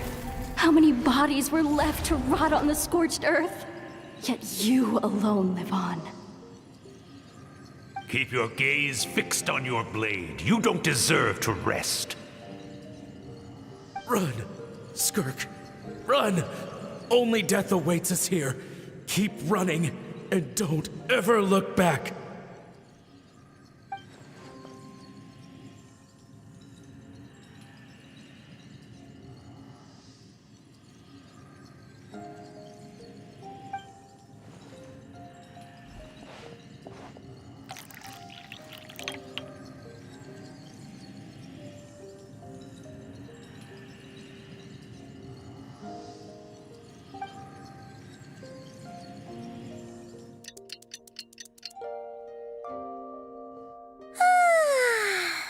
Getting an early night's sleep is the best.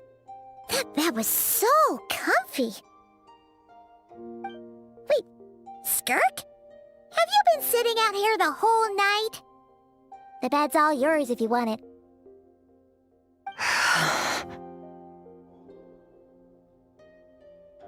About 60%. maybe 70. Whew! Paimon thought it would take at least a couple of days. That was fast. No, not fast enough. That's 20% less than last time. Same training regimen, same intensity. Nothing felt different, but somehow the outcome fell short.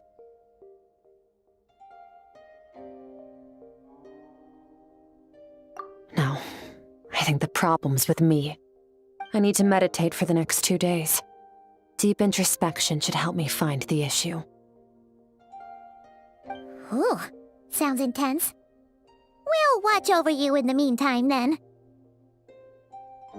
Thanks. See you in 2 days.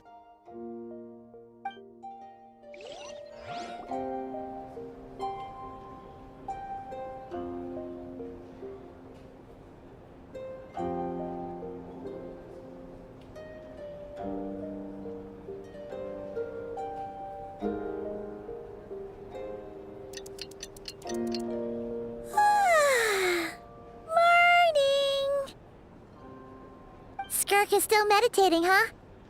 It's been 2 days already. Shouldn't she be awake by now?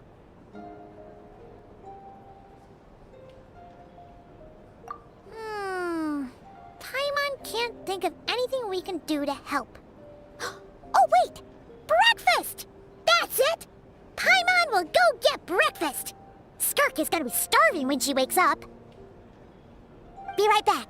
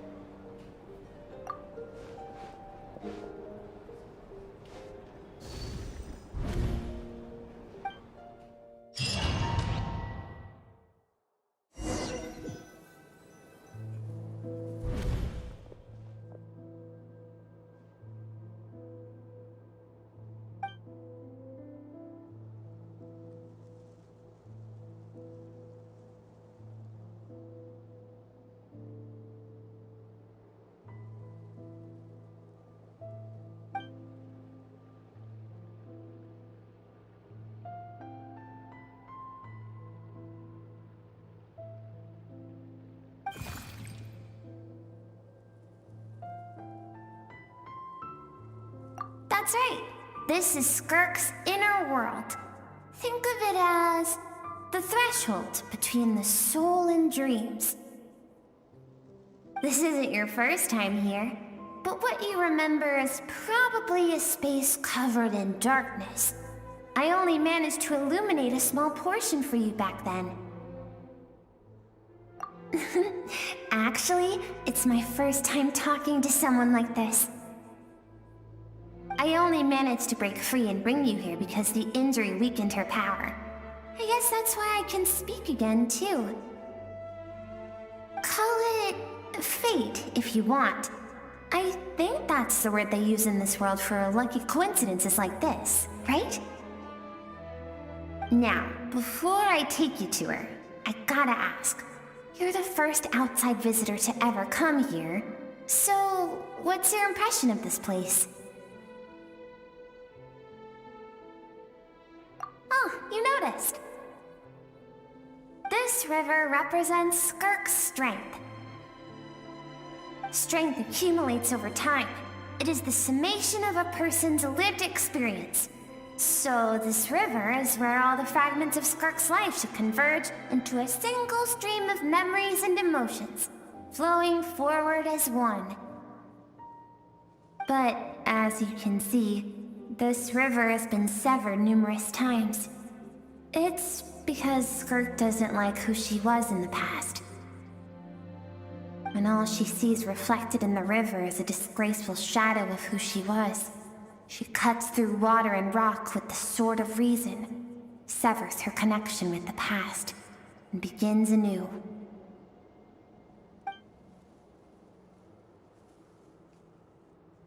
You must learn to shut out all the pointless emotion.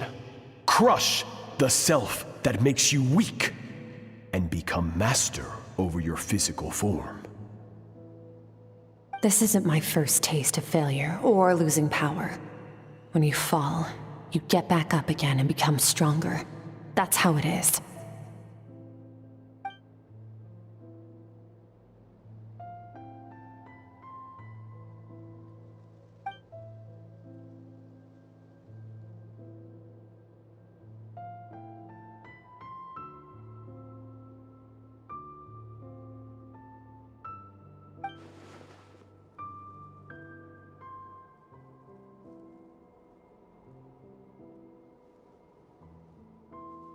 The answer to one mystery invites another question, I see.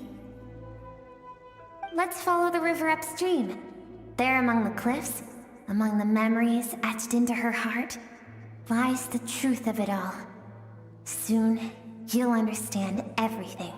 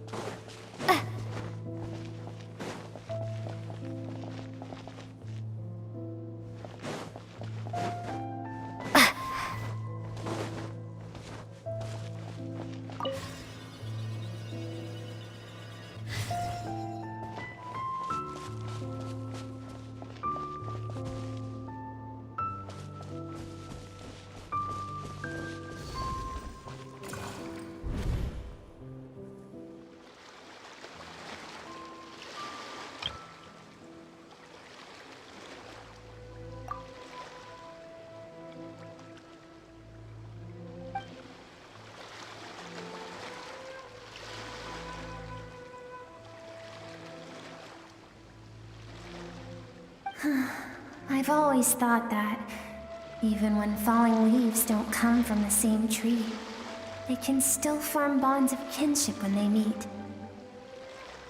Like meteors, you both made a journey through the stars. Both travelers who have landed on a planet that is not your home. Yet, when she first noticed your presence, although she hesitated for a moment, she still chose to walk away. Indifferent as ever.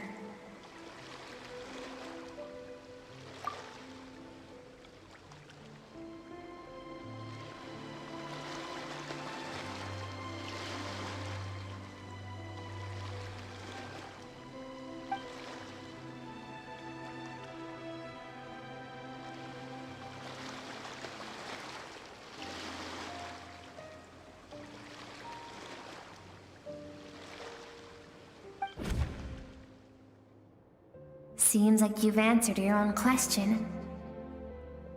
Skirk sees herself as a trespasser in this world. She's made a conscious choice to avoid altering its path. But the reason for that decision stems from events much earlier on in her life. Let's keep going. It's still a long way to the source of the river.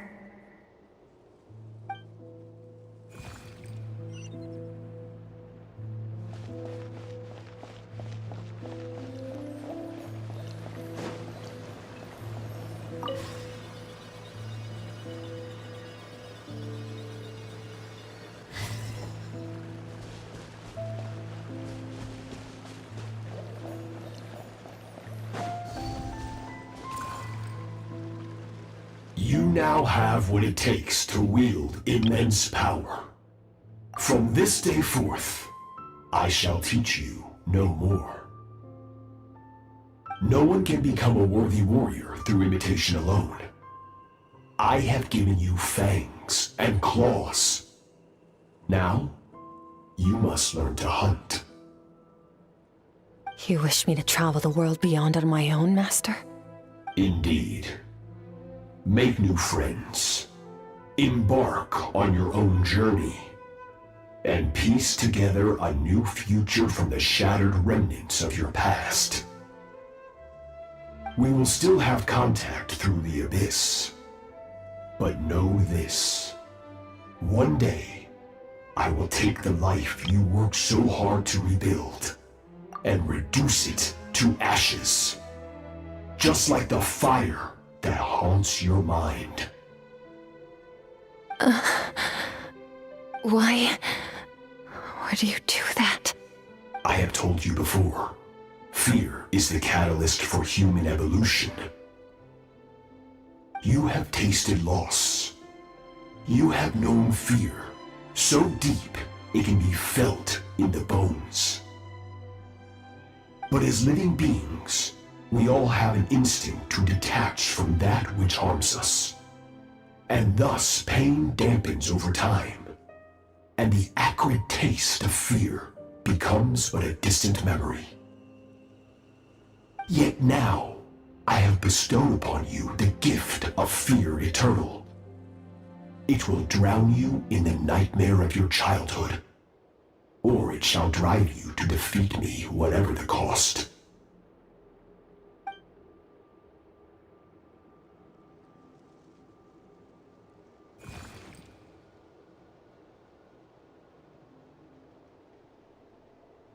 That is what Skirk's master, the foul Sertologi, looked like at one point in time. Of course, as a higher being, physical form is a triviality to him. He could appear as a beast, a human, or even a monster that defies description. The form you see him in here, clad in abyssal armor, is the one he usually wears when traveling through the stars.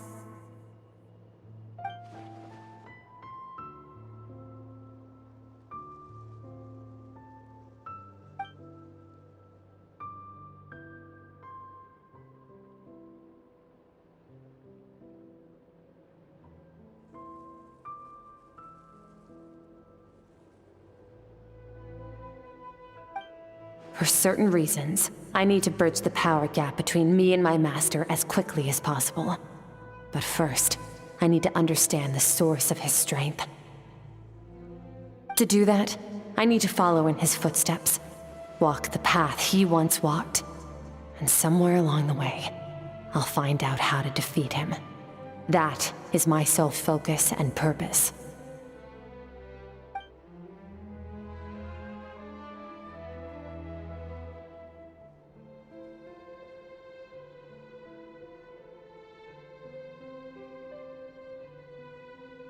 I'll let you in on a little secret. The real Sertologi is terrifying. The scope of his power is impossible to understand until you experience it firsthand. It is absolute, the power to crush all things. Shall we keep going? Let's see. We're about halfway there.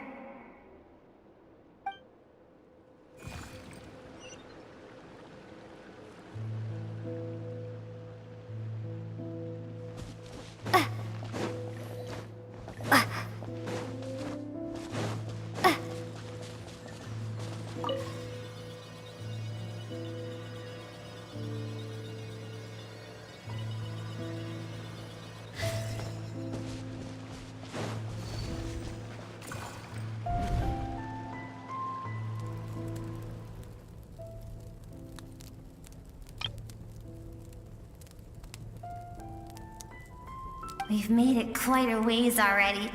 This is Skirk, when she first began training under Sertologi. I have set your broken wrist.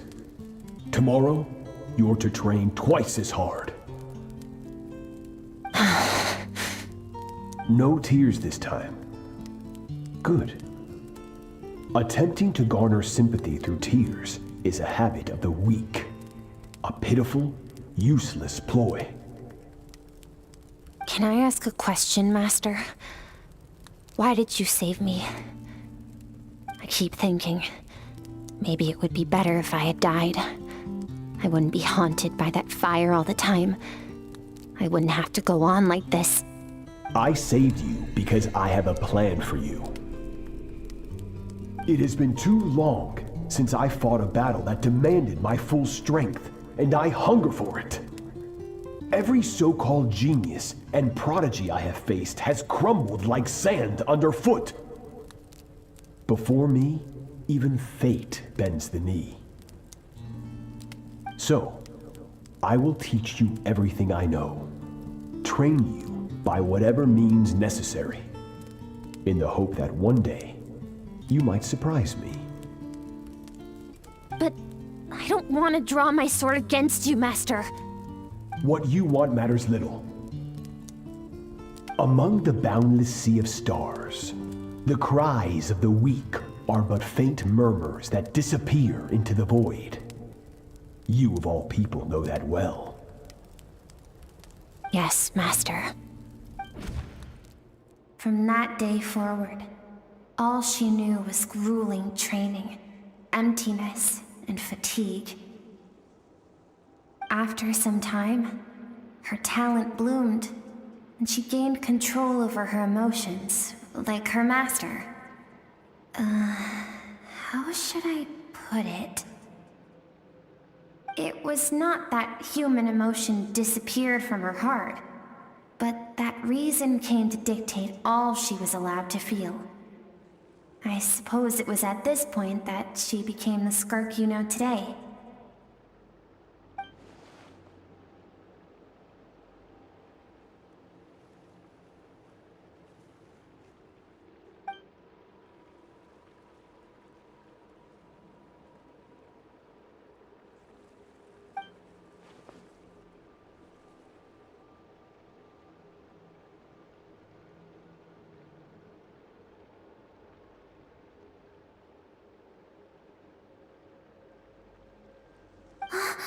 We're nearly there. I almost don't want to reach the end. Well, shall we? This is the final stretch.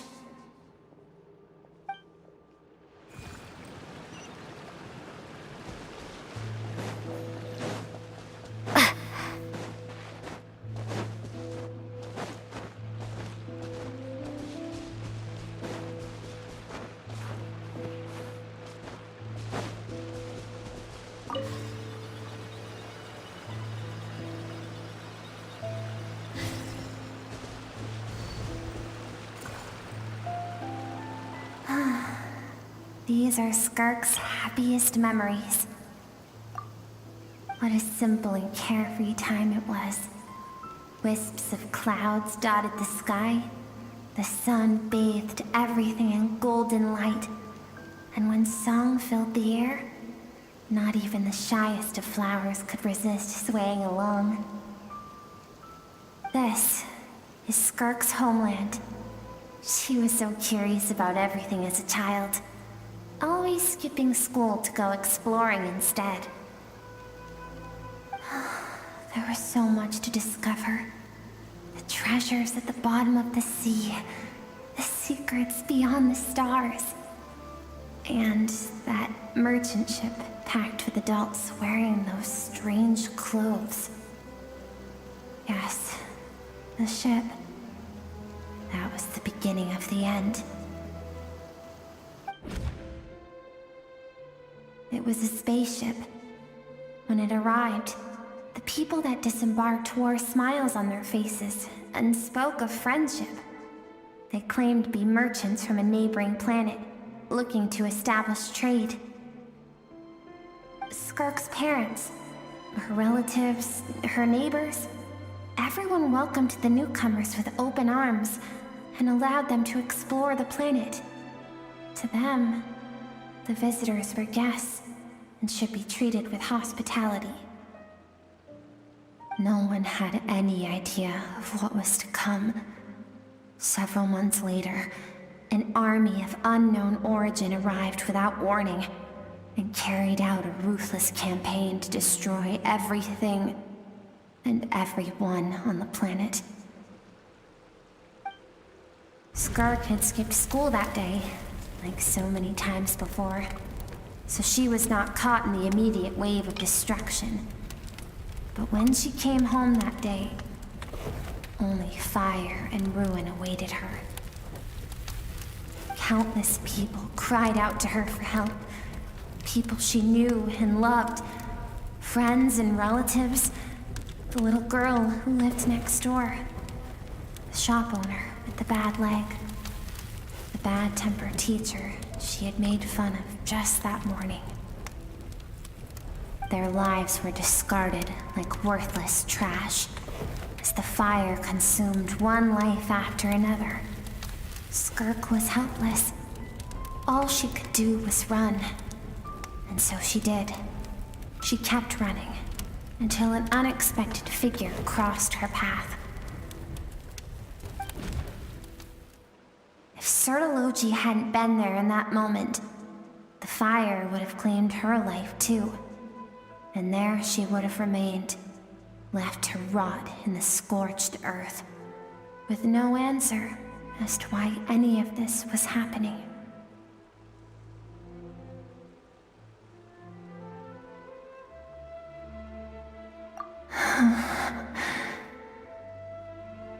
Because she and her people were seen as a threat.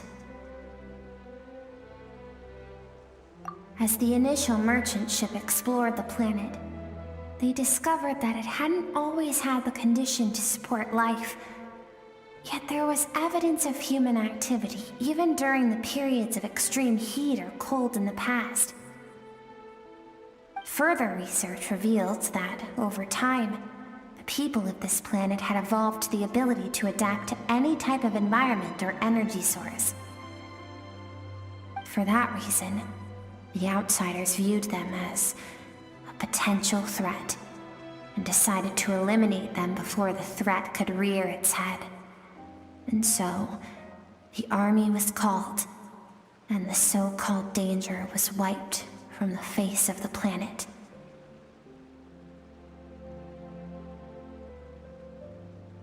Senseless, isn't it? Deemed a threat because of a gift they didn't even know they had. Perhaps it was their own innocence and kindness that doomed them. But in the end, that was lost to the blaze as well. If those with power get to decide good and evil, then all you can trust in is the sword in your hand. And so, before death could claim her, she ran. She ran and never stopped.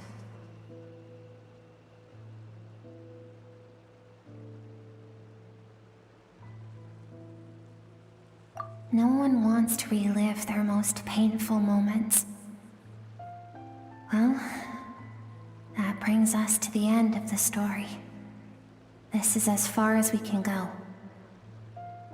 Skirk is waiting over there. For both of us. Let's go to her. It's time to fulfill my purpose. And my greatest wish over all these years.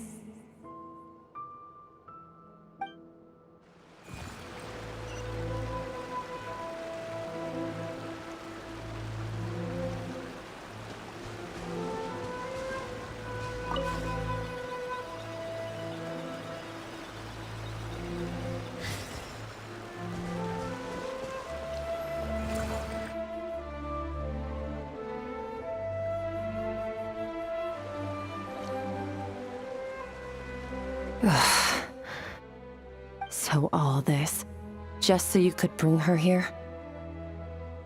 I have things to say to you. Well, to me. I want someone to witness our reconciliation, even if it takes an argument to get there. And she is the best choice in this moment. Her suppressed emotional self. The version of herself she keeps locked in the recesses of her mind, stifled by reason.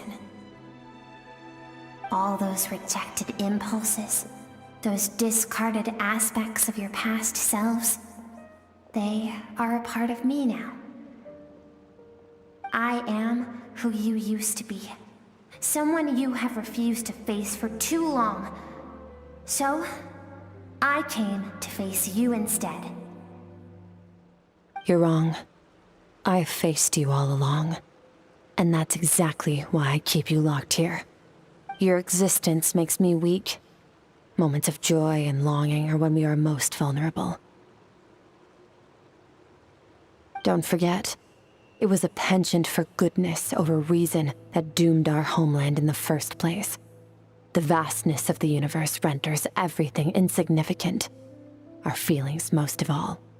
Even so, learning from the mistakes of the past doesn't have to mean erasing everything.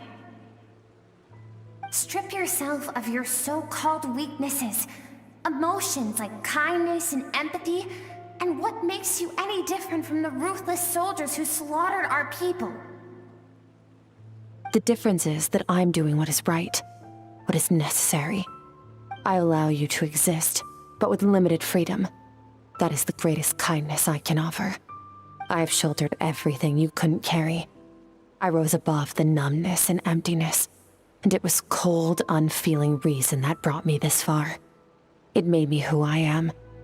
It made me strong. That is the problem. I want to shoulder those things together. On the grand scale of the entire universe, maybe our feelings are vanishingly small, but why should that mean they don't matter? Emotion gives warmth to the cold expanse of space. It gives meaning to the world around us. Think back to those nights of gazing at the stars, those afternoons of exploring the unknown. Think back and let them grant you peace. A brief respite from the pressure you put on yourself.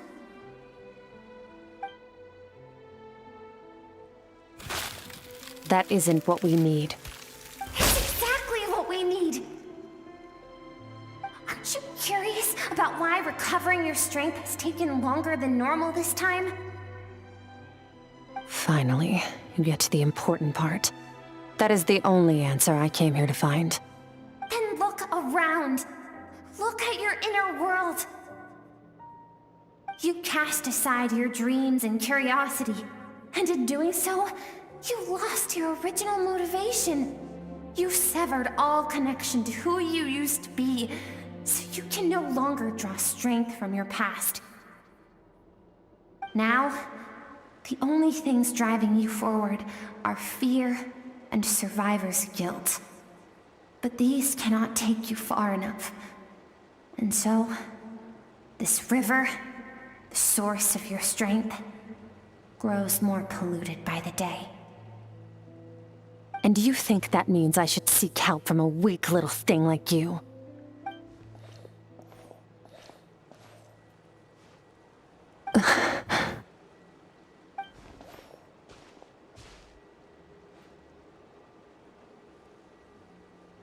Thank you for saying that. I knew bringing you here would be the right choice. To be honest, I'm not here to argue with you. This isn't about who's right or wrong. And in fact, I agree that in order to make it through the wake of that tragedy, we had to distance ourselves from the pain through reason over emotion. But what is right at one point in time isn't always right forever. I know you will never forget that fire. I know the fact that you were the sole survivor fills you with guilt. And I know that among the voices that haunt you, mine is there too. Because deep down, you know that you didn't turn out to be the person you wanted to be. All those unfulfilled hopes are like knives to the heart. And I don't want you to hurt anymore. So even if you can't accept me, I hope, at least, that you can let go. I keep thinking, maybe it would be better if I had died. I wouldn't be haunted by that fire all the time. I wouldn't have to go on like this.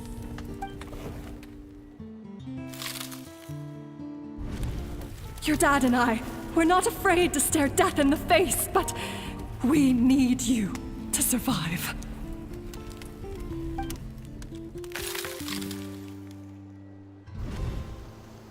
I'm sick of being a kid.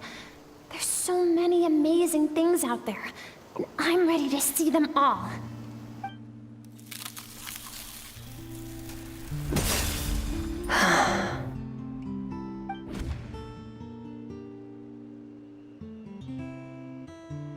I remember.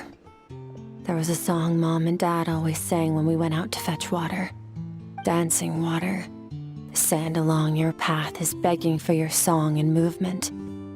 Will you carry this burden with you on your journey? I am not the dancing water, and you are not the burdensome sand. But if this is your wish, then I will carry you with me until the end. Thank you. I should be thanking you.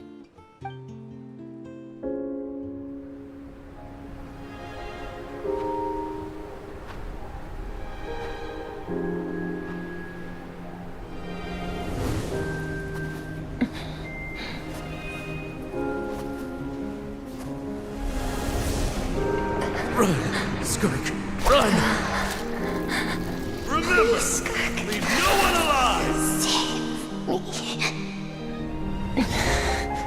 Heed my words, Skirk. Let fear take root in your soul. Did you survive? Why was it only you?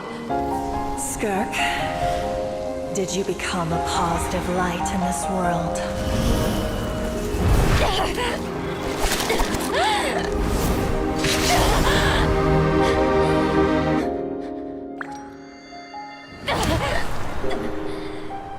Hey, this doesn't have to be the end.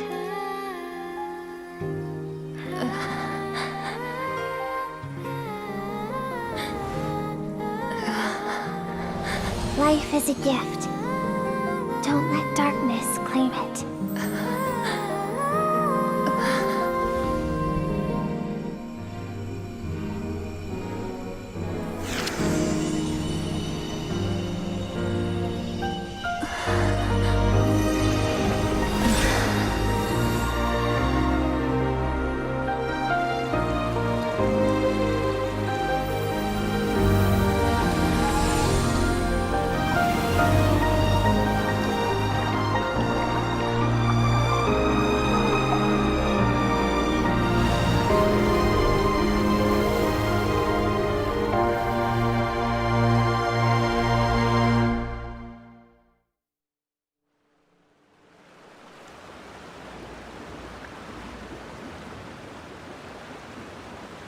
So, you saw my memories then.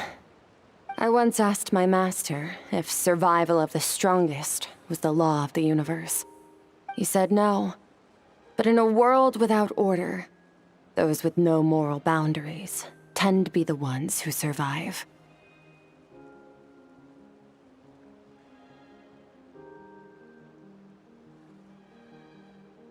That's why, after hearing his answer, an idea came to mind. An idea that, one day, I would create a new world order. One in which there would never be another tragedy like that fire. One in which power was not the law of the land. But that means I must defeat him. Because my master, Sertologi, is, at the core, a defier of all rules and order. Yes, and not just because of the gap in our abilities, but also because I have no reason to see him as an enemy. Although his decision to train me was not made out of kindness, he did everything a master should. He saved my life, taught me the sword and the principles of strength, and for that, I respect him. I know. And it's not something I want. But Master never goes back on his word. I have to treat everything he says as a promise. He's no longer into that, but he sends me messages through the abyss every now and then. Most of them are simple greetings, or an answer to one of my questions. Every time I hear from him, my heart skips a beat. And I wonder if this is the moment where he'll finally appear before me and tear down everything I've built to pieces. Maybe that means I do live in eternal fear, just like he said. Yes, I respect him, but I'm also afraid of him. And for that reason, the pursuit of strength consumes every moment of my life. I don't know what Master has planned, but I have to be ready.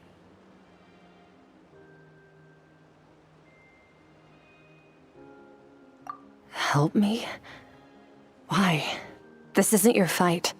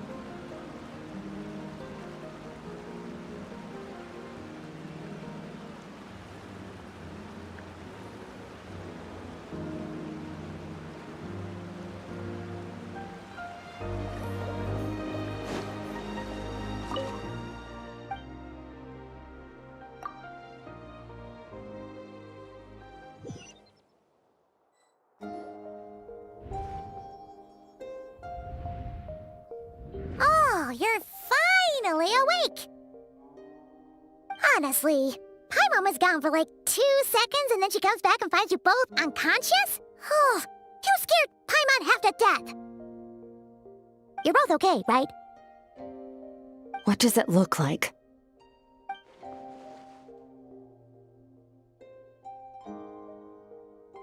Only water from the source can cleanse the rot and filth that flows from the past into the future. I taught you to incorporate the experiences from your journey into how you fight. I suppose what happened today will become an inseparable part of who I am. Okay, so Paimon feels like she's missing some important context. But whatever. Paimon brought back tons of delicious snacks! Let's dig in!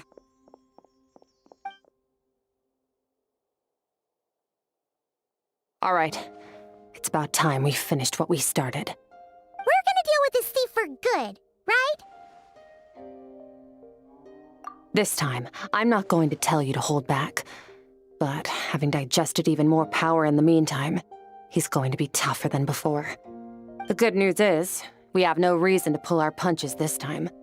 So, let's go. Same place as last time.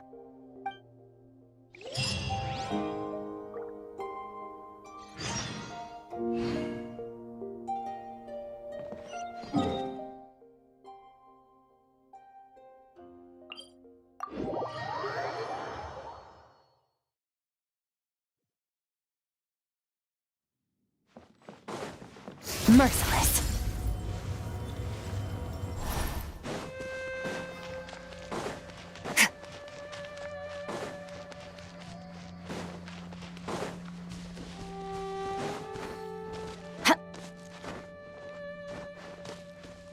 Fearless.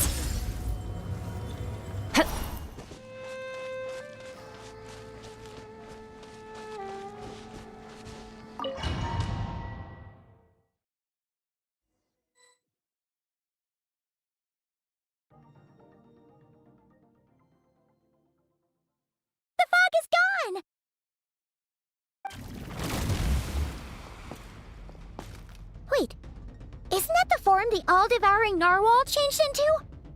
How come he knows that, too? Really? So, you're telling Paimon that giant whale and this guy can both turn into the fowl? How does that work?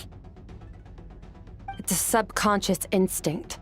Any intelligent being who longs for his level of strength is bound to mimic his appearance. It's a natural response after encountering someone as powerful as Master. To them, he represents ultimate power. We know the person before us has encountered Master, and we know he stole a portion of my power. So it's not surprising that he would assume this form. Okay. Oh, the closer Paimon looks, the more intimidating it gets. Nervalette isn't here this time, so it's up to us. He won't have the nerve to steal again after we're done with him. Let's teach this guy a lesson.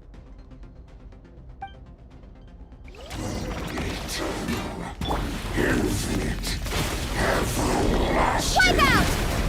Go!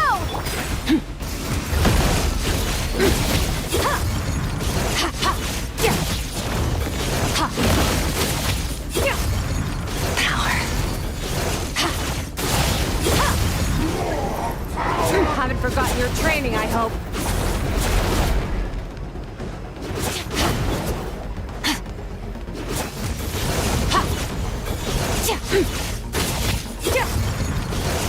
Mine to wield.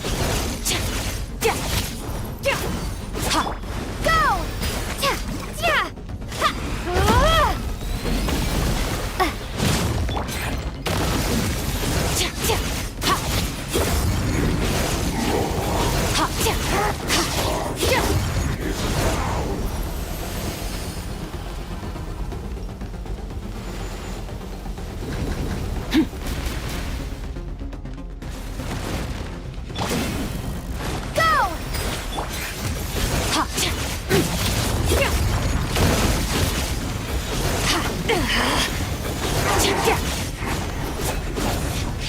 Beyond this world.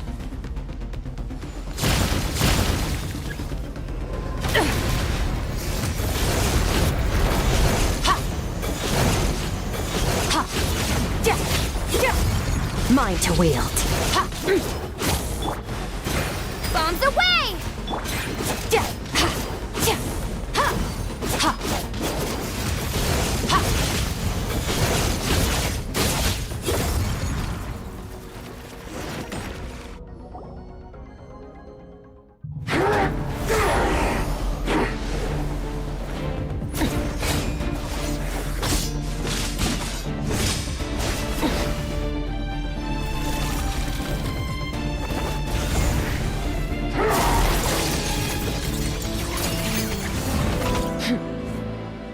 Haven't had enough of my power.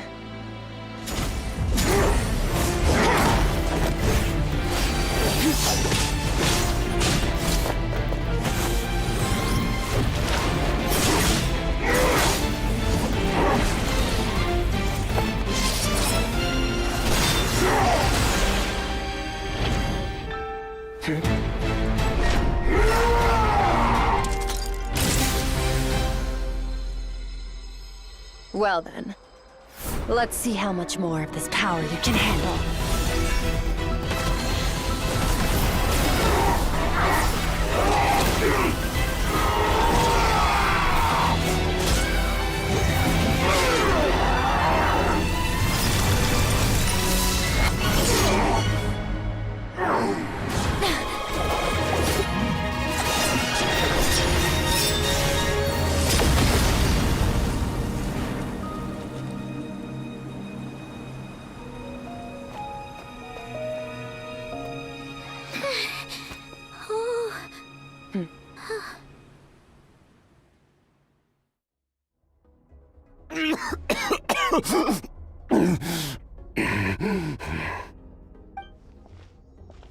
Well, have you come to your senses?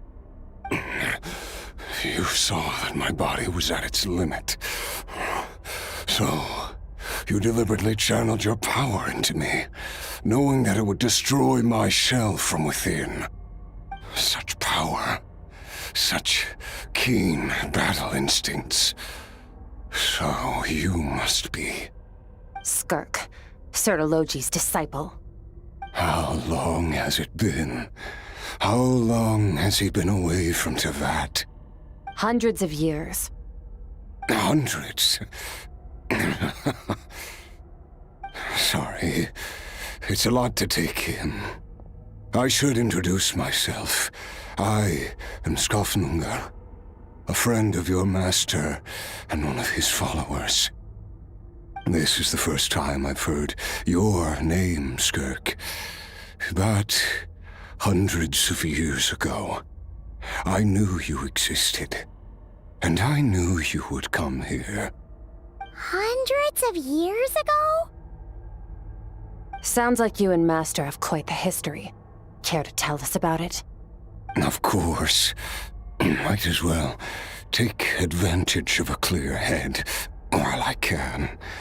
The story starts a long, long time ago. I was born into a noble family in Conria. As the eldest son, I was set to inherit our title.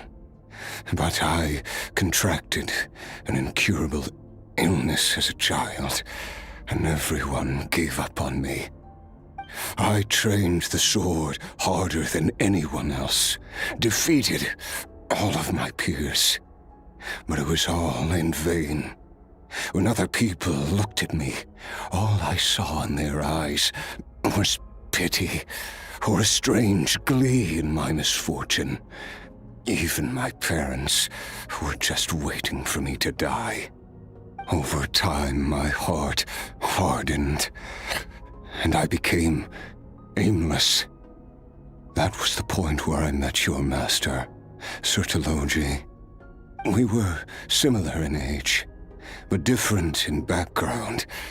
He was born in prison, the son of criminals who had been sentenced to death.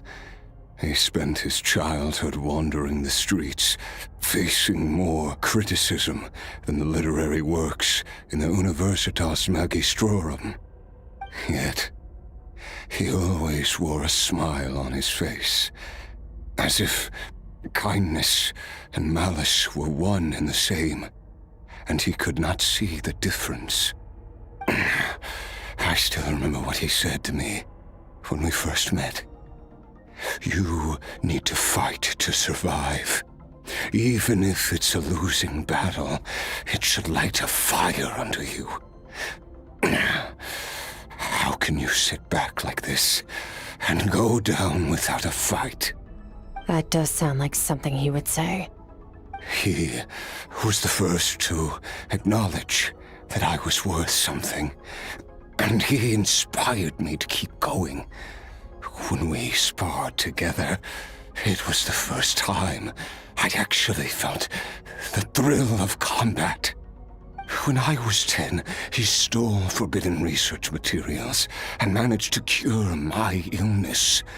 It was like there was nothing in this world he couldn't accomplish. When it came to the human form, he was always intent on pushing the boundaries of possibility. But somewhere along the way, I fell behind. My talents were nothing compared to his, and at some point, I realized he had pulled so far ahead, I was too embarrassed to even ask him to spar. After his grand endeavor was successful, he sought me out and said to me, "This planet no longer holds anything of interest to me, so I'm leaving. But first, I have an offer. I can use a power I have just refined to break the curse of immortality for you. Your death was once what we worked so hard to prevent. But the immortality you now face is a different kind of pain altogether." I'll pass. Immortality doesn't sound so bad to me. Since I can't die, it means I have an infinite amount of time to get stronger. Maybe I'll finally catch up to you one day, and we can spar like we used to. Are you sure? I cannot say when I will return. Your body, or rather, your soul, might not be able to withstand this curse. All I can do is try. After all, a wise man once told me, people need to fight for their own survival. Wise indeed. Nevertheless, if you grow weary of the pain of immortality, and wish to experience a good sparring match before you wither away, seek out my disciple. Disciple? Never thought I'd hear that word coming from you. Nor I. But Vedifenir said I was destined to find a disciple out there in the universe and bring her to Tibet. You know as well as I, Vedifenir's prophecies are never wrong. Huh. Well, now I'm curious about who this disciple of yours will be. All Vedifenir said was that one day, the stars shall bow in her honor. Sounds pretty impressive. Of course. Only the most outstanding people would have the right to become my disciple. Still self-assured as ever, I see. But you're not wrong. I'll be leading them. Oh, and if you are serious about getting stronger, I left you a little gift in the primordial sea. As I've said before, walk whatever path you want. Freedom means even the wicked get to make their own choices. Waiting for me in the primordial sea was the all-devouring narwhal, already beaten into submission by Sertologi. In its weakened state, I was able to cut off part of its flesh and sew it into my own heart. Your heart? That sounds like torture! How did you even survive that? Because, of course, I bear the curse of immortality. So, you used the curse to turn yourself into a vessel for power. Even with that whale's ability, devouring power like that is not something the human body can withstand. With your body and soul constantly at the breaking point, it was the curse of immortality that sustained you. But that is not the path to strength. You have to pour your heart into it, work for it, dream of it. Instead, you stole something that didn't belong to you, and it backfired. You're right. I should have known better, but I had already pushed myself to my limits, and he was still miles ahead of me. So I had to take a leap of faith. I miss your master. I miss the days when we were all together, troublemakers without a home. I don't regret the choice I made. But if you'll allow it, I do want to apologize. To both of you. After the beating we just gave you, I think we can call it even. You're an interesting one as well. Sertologi's disciple. That's a lot to live up to. It can't have been an easy experience. I know what he's like. He rules with an iron fist, using despair and fear to force you to catch up to him, all the while standing ever out of reach. We're like mountain climbers in the dark, never knowing how much higher we have to climb, or when we will see the sun again. True. But I made up my mind long ago. No matter how dark it gets, I will not give in to despair. I will overcome it. Besides, after hearing your story, I suspect what Master really wants is not a battle that demands his full strength, but rather a defeat without regrets. Oh? Since you're his friend, you must have some things in common. The first time we came here, when you stabbed me through the fog and stole my power, I felt no emotion coming from that spike. But when you had to devote all your strength fighting me just now, I could feel joy and passion emanating from your blade. It was the joy of a researcher discovering the truth of the world, the joy of an artist uncovering a temple of wonders. Interesting. I'm certain I didn't express those emotions outright, yet you were able to read them from my blade, like a glimpse into my inner world. You're right. That battle brought me an unbridled sense of joy, and my defeat brings me no regret whatsoever. Exactly. I think Master also craves a battle like that. One where his opponent forces him to use all his strength, unlock the extent of his potential, and transcend his own limits. A battle to end all battles.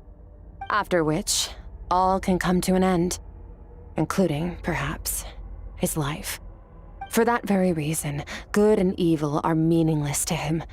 He has one purpose, one goal: to complete himself. It's one of the secrets to his strength. Perhaps you're right. Perhaps that is his call.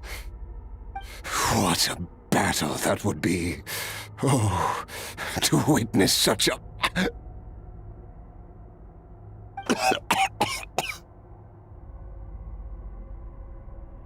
Are you okay?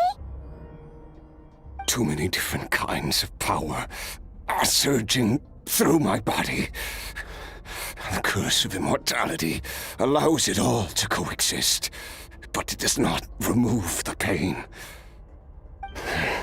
I won't be able to hold on to my sanity for much longer. What a shame. I would have loved to witness that battle.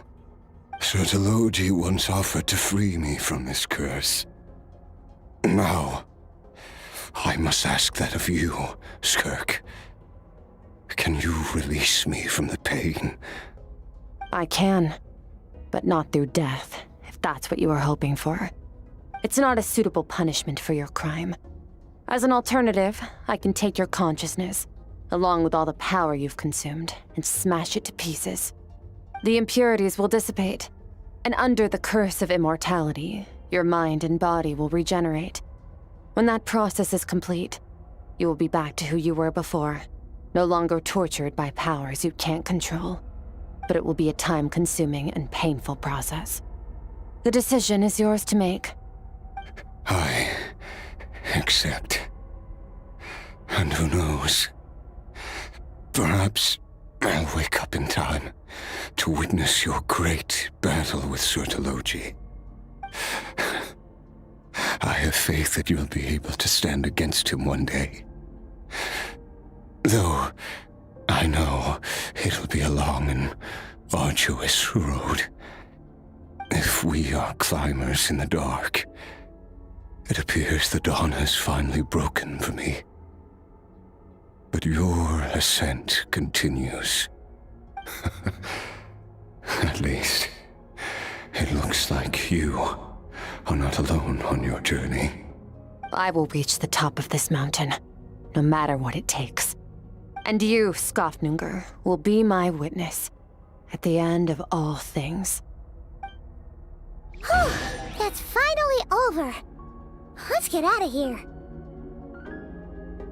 Huh, at least we don't have to make a mad dash for the exit like last time.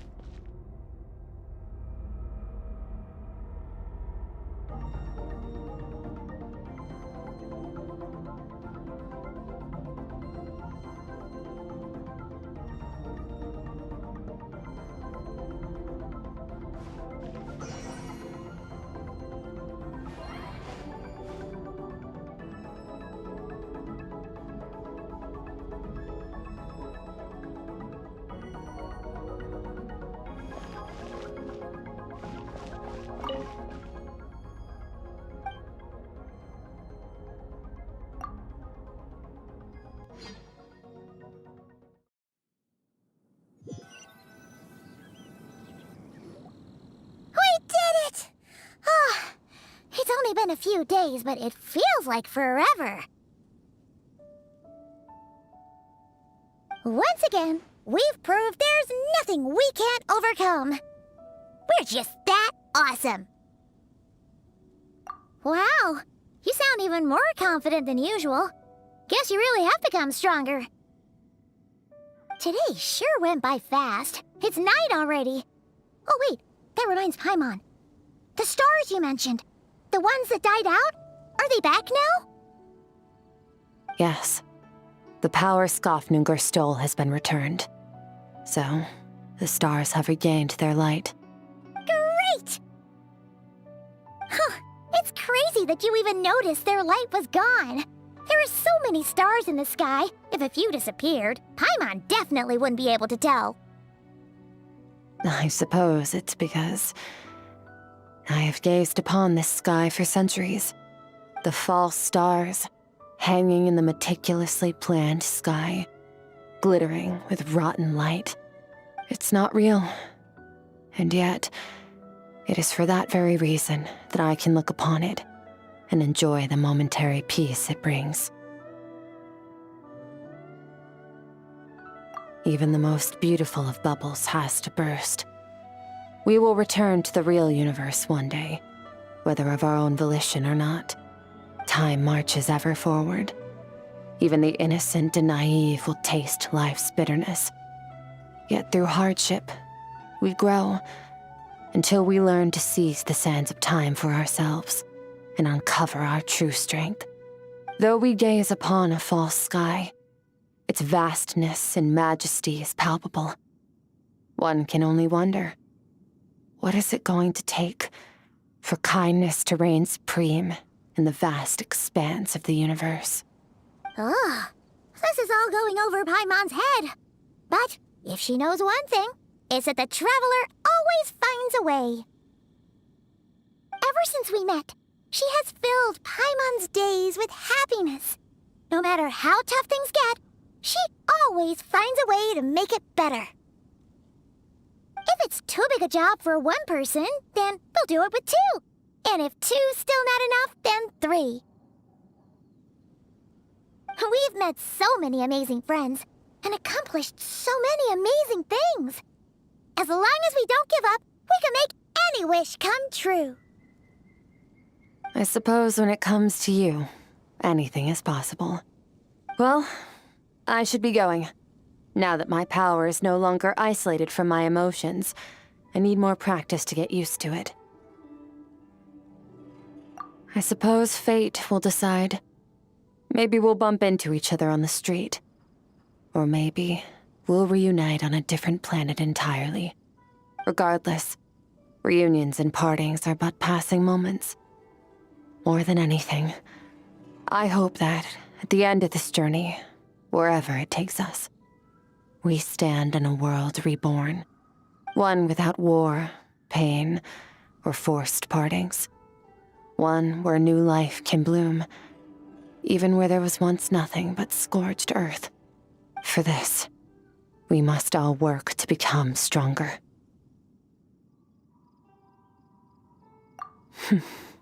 If that's what you want to call me, I won't object.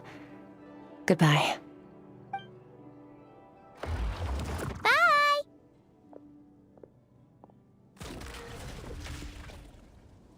Is it just Paimon, or is she being nicer than before? We definitely count as friends after all that, don't you think? Hey, what do you think about camping here tonight? There's nothing quite like sleeping under the stars. Come tomorrow, we can continue our journey. Oh, and since Paimon treated you to that super nice meal at Wanmin Restaurant, it's about time you returned the favor.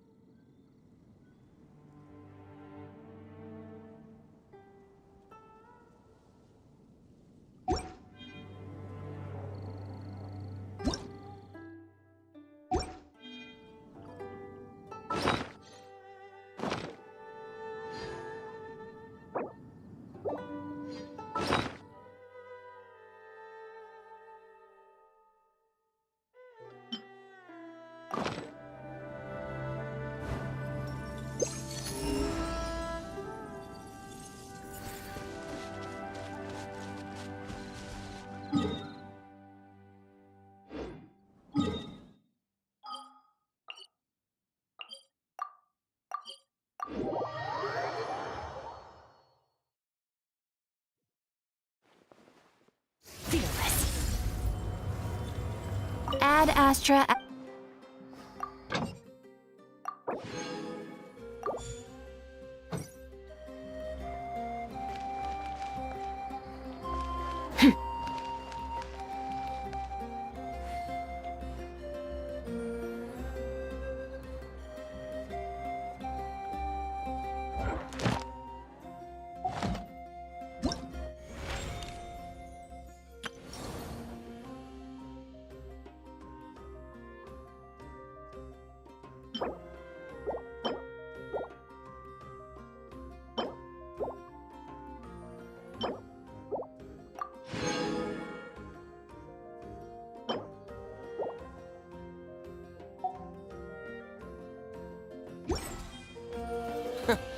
Is the ability to not get lost some sort of talent? Want to get familiar with your voice down.